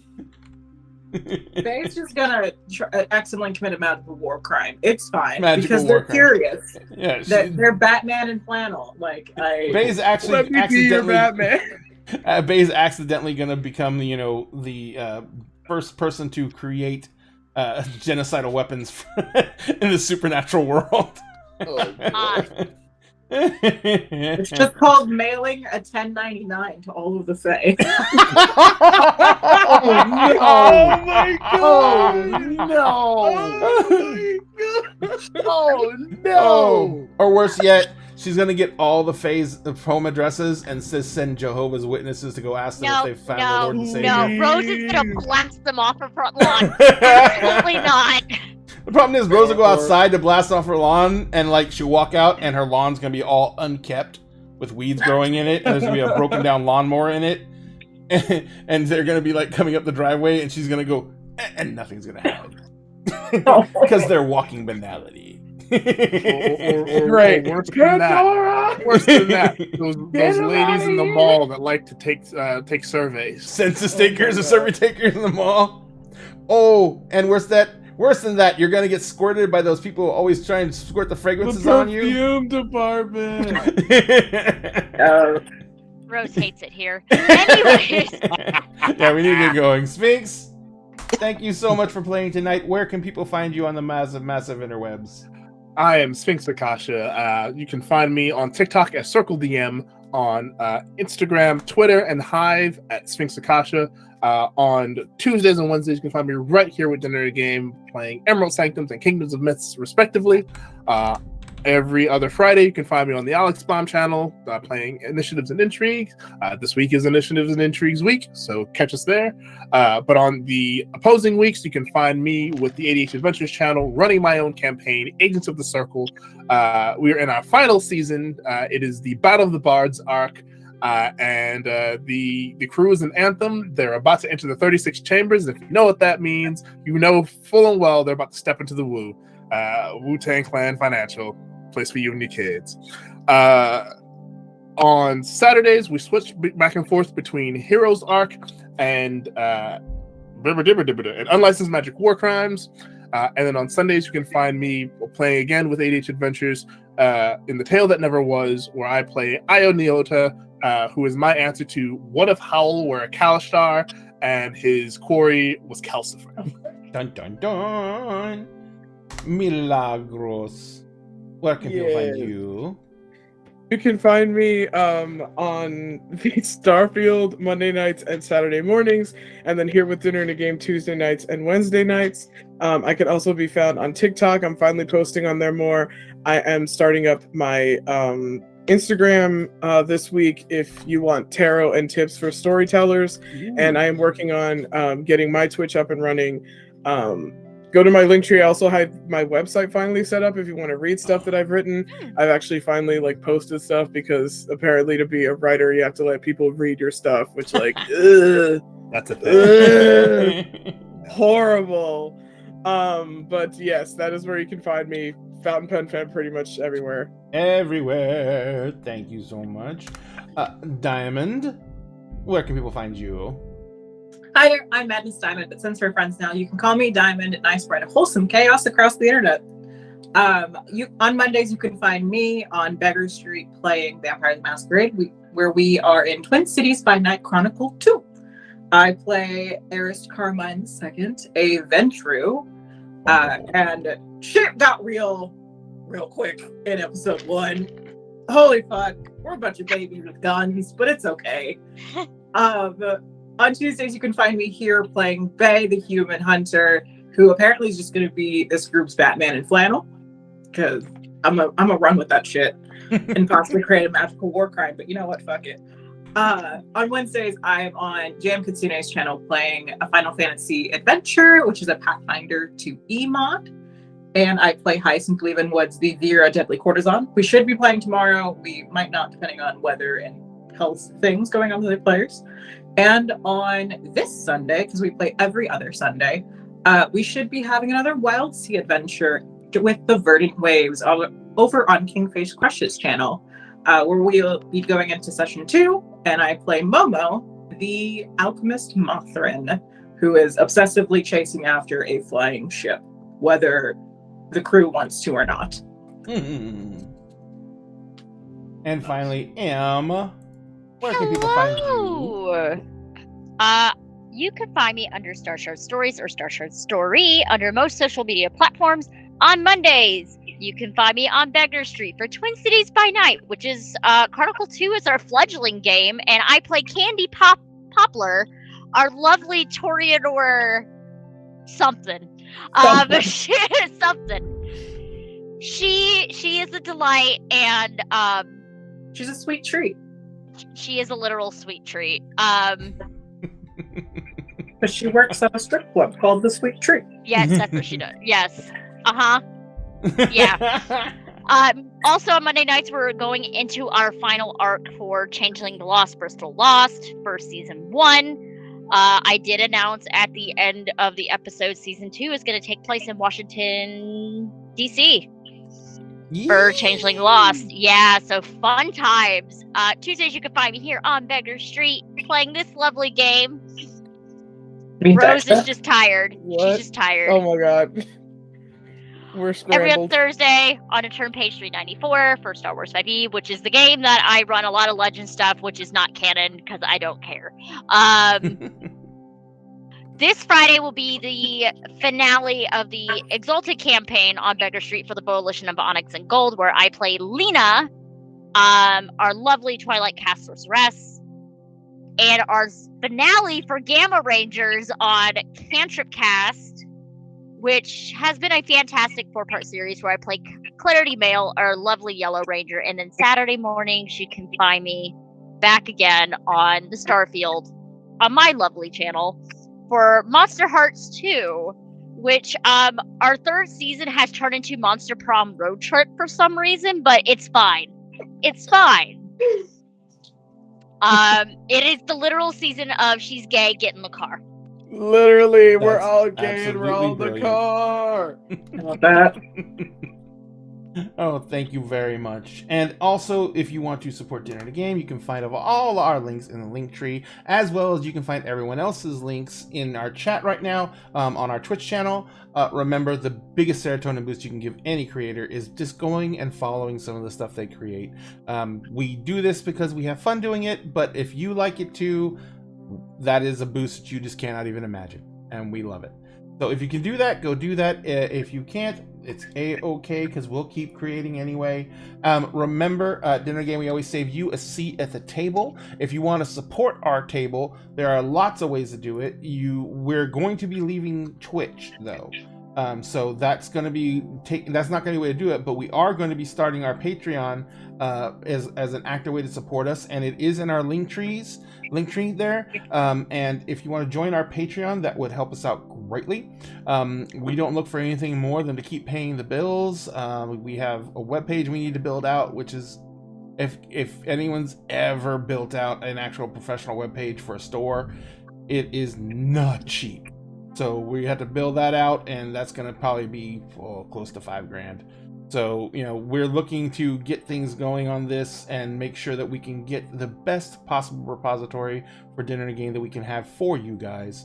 And we want to be able to stream in as many different social platforms as possible. So if you guys want to help us out, share our links out and let people know about us. And we will be here tomorrow night with Kingdoms of Mist, which is now our Quest fantasy TTRPG game, which is happening on Wednesday nights. And then this Friday, we're going to have our session 0 for our brand new Tales from the Loop game, which is it is a completely different system, and it is a wild game that's basically Stranger Things.